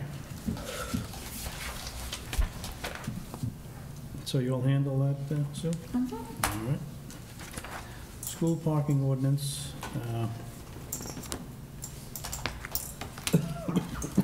Tom, you did a map. I'm sorry, I don't see it. Yeah, it's not here. So can we put it off till the next, Okay. Oh, I emailed it to you. you got it? oh, no, your phone. can't find it. I have it. I guess the question here is if we take, so let's go back, to, first of all, what Mike had mentioned about an overall blanket ordinance for the whole town, which I think we possibly all, I shouldn't say we all, but Oh, thank you. I don't know if that was the best idea for the whole town. I've heard from a lot of people that are against it. Yeah, so, and I think Ken had a point, and, you know, I get it. We can maybe share this one and send one down that way. So do we want to put that on the table or take that off the table? Do we need a motion to vote on that or not vote on that, or, you know, how, because Mike brought it up. Thinking about it myself, I do think it might cause problems down the road for neighbors and everybody else. So, I don't know how you feel about it, Mike, if you want to still push it. I want to know where all this opposition was last time, but that's a... Like I said, I heard it from residents who saw it on TV and saw us discussing it. I mean, you know, my thought was that we've just moved the problem along the streets. Tom made, you know, a number of observations and made a very, you know, a well-founded proposal. My only feeling was we were only just going to move the people to the next street. So I said, let's do it townwide. Clearly, I've also heard from some people that it wouldn't be popular.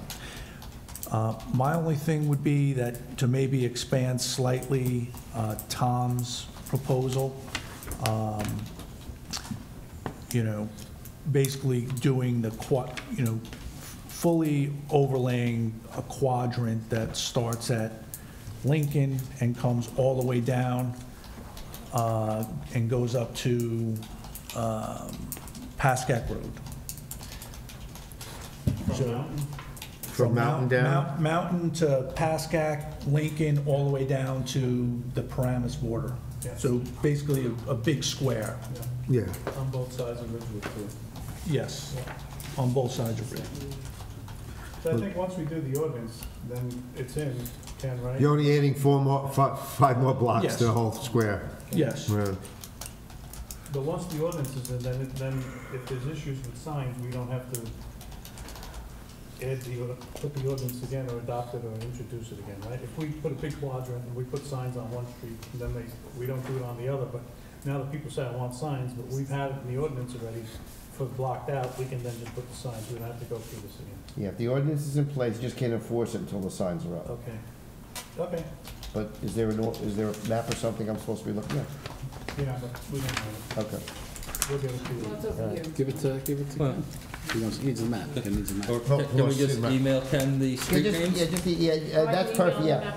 Yeah. Yeah, I don't need a map, I need street names actually, because I would do the ordinance with street names. We should probably, if that's in general agreement, then I think we should give Ken the streets and we should vote on it, because we gotta vote, we gotta introduce, vote second, get the signs up. September's gonna be here before we know it.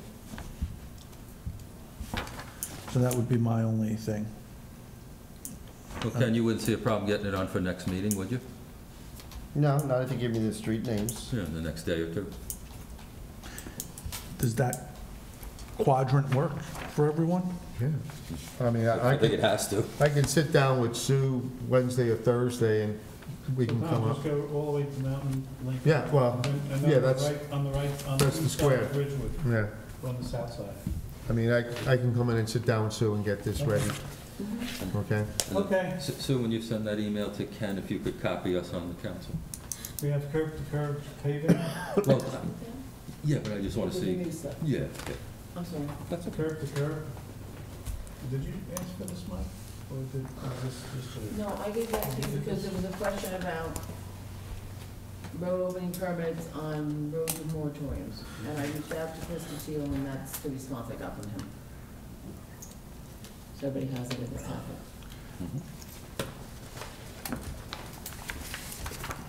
And the mayor had suggested, changing the verbiage maybe between emergency and non-emergency. The engineer has a suggestion about expanding years a little bit. So, Madam Mayor, you want to change some language on this, on his email? Curb to curb?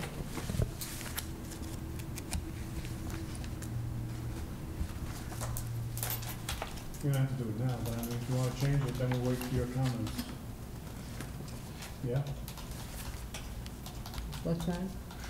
The curb to curb. Sue mentioned that you might have some comments on the verbiage that's being used over and above the changes that Mr. Statiel is noting. So did you have any changes to the curb-to-curb ordinance and the road opening ordinance? Well, the definition of emergency, I thought was a little, could have been a little tighter or a little, I don't know, I thought it was kind of easygoing. And I think that I just feel that they should do curb to curb, especially if they do so many openings in a row and all that. That's how I feel about it. So can that be articulated in language that we can codify and? I was reading this other thing, Mary. Okay, well. I'm sorry. That's fine. You don't have to. So will you talk to Mrs. Statiel and get the language that you think? Yeah, I will, because I did read it, and I just thought that an emergency has to be an emergency. This is kind of like a little bit too lenient on the amount of emergency. And there also has to be some specific language about how we get notified about it. And also, I want to clarify more about the curb to curb or versus the infrared. That's another issue. Okay, so you'll talk with Mrs. Statiel? Yeah, I'll talk with her. Okay. Okay. Financials. There's a debt analysis that's out there that I think has a lot of information on it that we should actually try and maybe have Ashley present one day, but everybody has it, so take a look. I think she tried to even out the debt, basically, and just said, if we pay X amount every year for the next so many years, this is what it looks like. I mean, my question is that the goal? You know, is that our goal, or, you know, what is our goal in the debt service? Because she made that comment when she answered my initial email, and she re-emphasized it when she provided her analysis.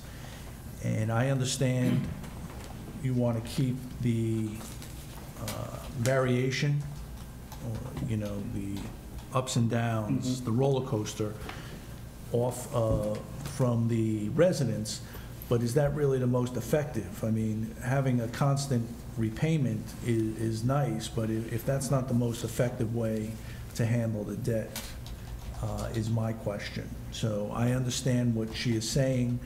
In this rate environment, you know, she makes a compelling argument that, you know, I don't know how long this rate environment will remain, but, you know, for the foreseeable future, the bans look, you know, like a good option. But again, if the sole driver is keeping a constant payment, you know, is that really what our goal is, or is our goal to pay it off as quickly as possible and as efficiently as possible? And I think that's the question I'm going to ask her. Okay. All right.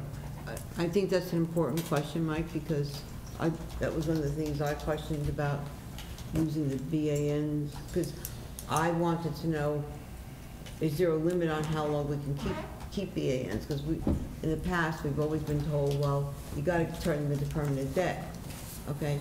And she said that you'd have to do that in 10 years. You'd have 10 years. But, you know, right now, we're in a position where short-term BANs are much cheaper than the long-term debt. And I feel that we may get ourselves into a corner if we wait too long. And from her point of view, she wants us to have flexibility. But sometimes choice flexibility isn't that good because you might overdo your debt. But I understand where she's coming from right now, but I'm not so sure that would be the case in a couple of years. No, I mean, she made it, you know, she's very articulate. Yeah. You know, I think she's, you know, was a She did good a nice job of it. You know, articulated her position. My only question is that the most efficient or effective use of our dollars, doing this, constant Keeping it, rate yeah, I sort agree of with you. repayment. Well, Bob and I happened to see her the other day, and we went over the same thing, and that's one of the things I said to her, what you're saying. That was a concern of mine, but. The other question I had, and I'll go back to her, is it talked a lot about the payments, but there was no summary of, total interest, total principal. What are these things really costing us in the scenarios? So, I'll ask for that addition as well. Yeah, I think she did a nice job and everything, but I'm not as comfortable with all these BANs hanging out there all these years, because we could get. Well, you get trapped, because if you don't have to pay it and something comes up and you decide not to, then the next year you're doubling down. Yeah, no, I agree, so that's good. I'm glad you feel that way. Me and you agree on something? I know. Holy crap. Gentlemen? We agree on more than you think. Anything with that? No?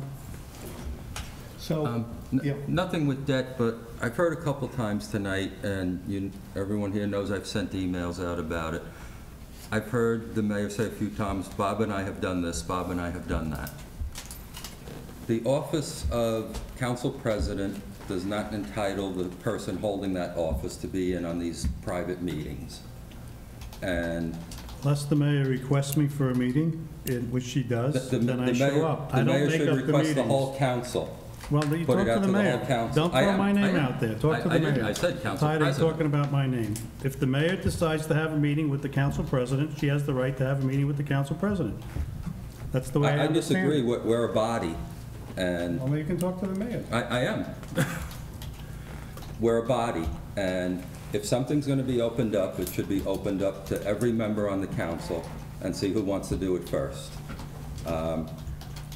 Council president, the main jobs, as it says in our code, is to preside over the meetings. But you're mentioning the council president. Bob, I thought you didn't want me to mention your name. Don't mention the council president. Mention the mayor. Okay. If the mayor's going to call any meetings with any member of the council, then it should be opened up to all of us.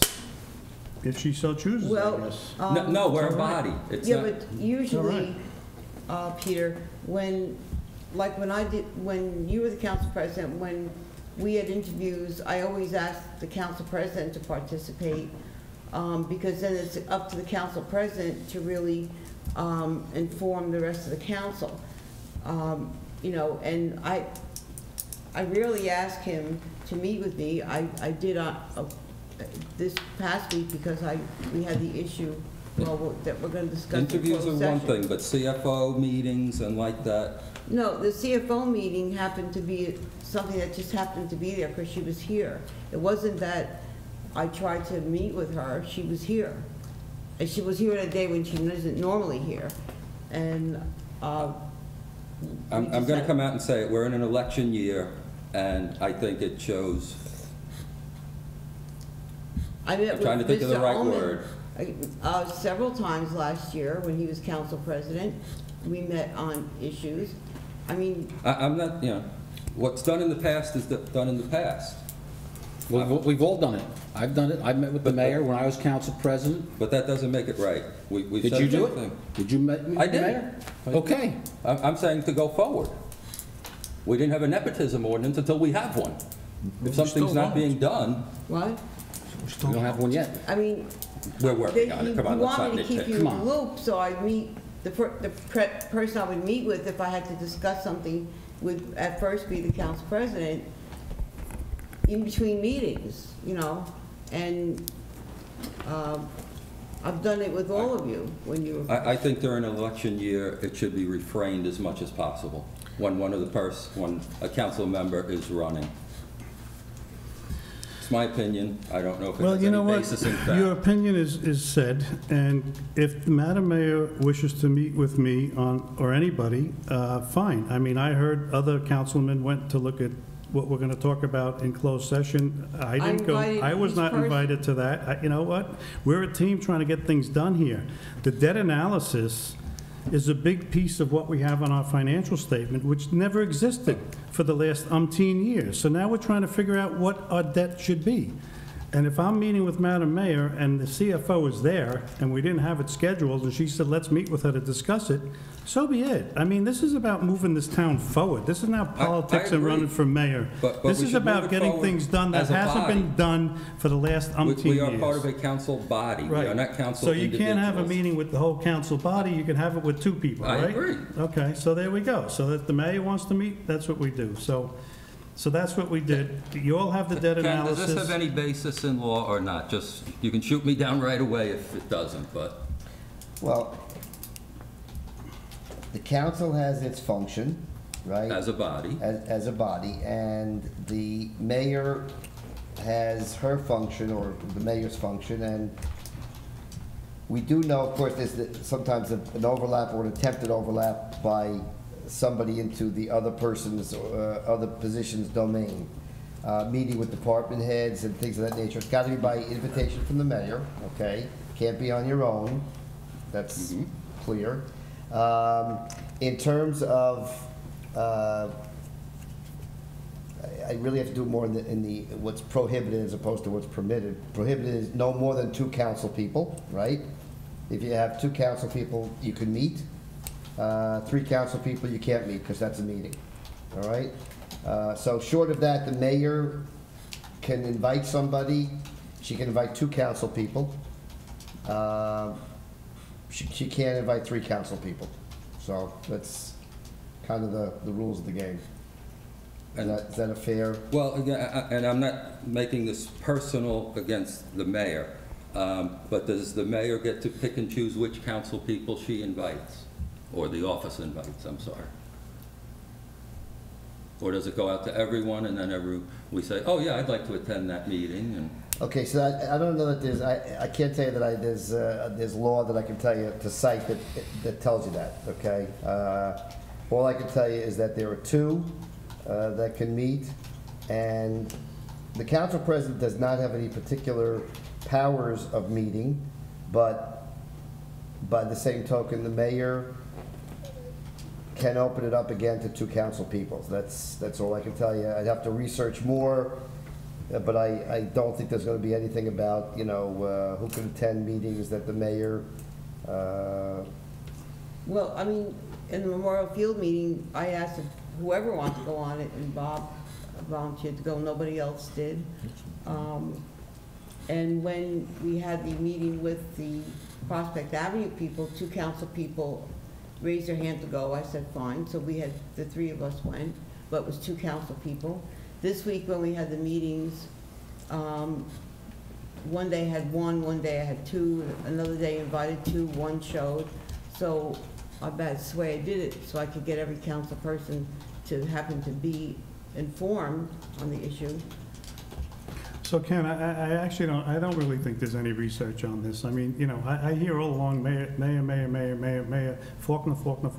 The mayor has the right to have a meeting with 1 or 2, and if it goes beyond that, then it becomes a council Right. meeting. That's what I just said that. Okay, so I'm just saying. That's so what I just said. Right, I know, but I just want to Those are the confirm, so only- that's it. yeah, that's it. So that's it. I said that these are the I Okay, can tell you so what if you the can't do. mayor wants to have a meeting and call somebody to have a meeting, then so be it.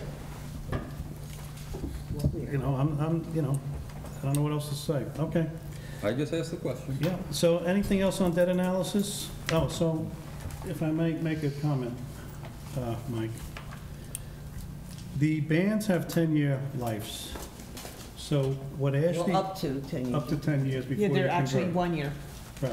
Well, you have, I'm sorry, you have 10 years before you have to You convert. can carry them for 10. So what she did on one of the schedules basically says, if we were to take all the debt we have today, plus what we bonded for the DMF and the firehouse, we would have a total of, I want to say it's 10 million, I don't have it in front of me.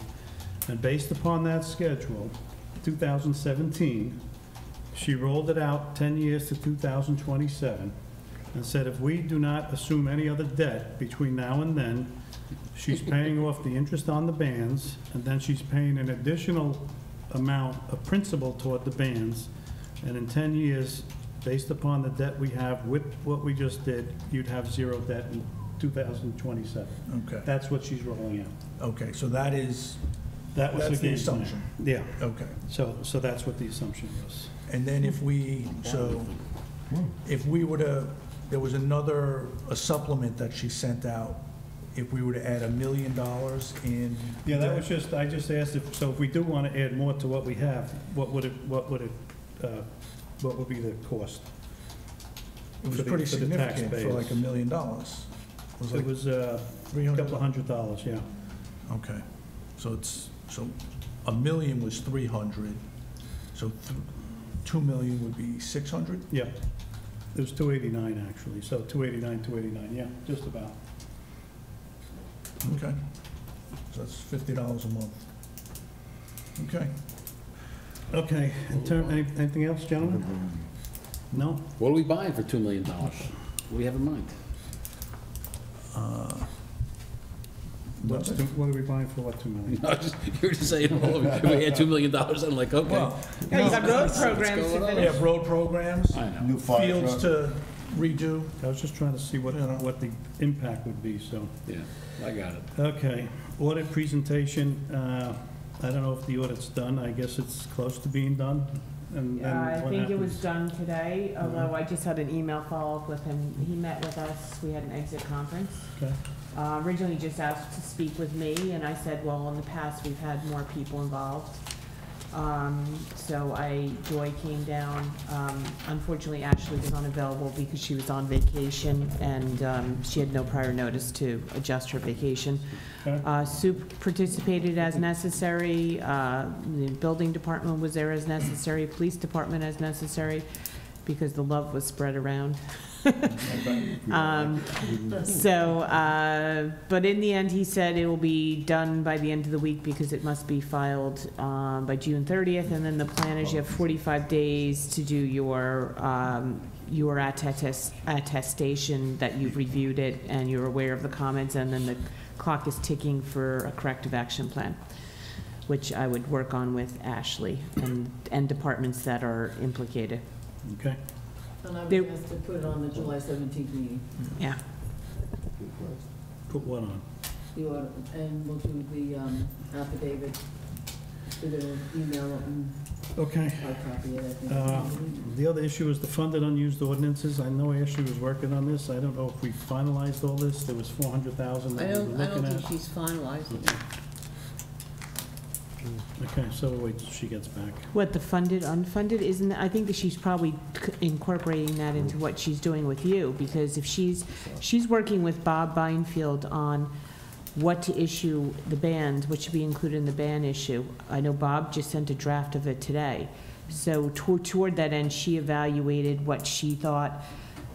I think she was asking questions of various people. Are we gonna go forward with this project? Do we need to fund it? Yeah, but I'm talking about the funded unused ordinance. Oh, canceling. Yeah. Okay, yeah, no, I don't think. I know where that's at. I think that got put to the side for these other projects. But I'm not 100% sure. Okay. I think that sums it up. If there's anything else, gentlemen, before I go into closed? No, I don't think so. Resolution 17245, closed session. Do I have to read all this, or? Not the whole order, the resolution's posted out there, just Okay. the subjects that. Okay, are closed covered. session, potential litigation, potential purchase of real property, security, town hall, communications. Motion? So moved. Second. Councilman Calamari? Yes. Councilman Casio? Yes. Councilman Sears? Yes. Councilman Olin? Yes. Council President Bruno? Yes.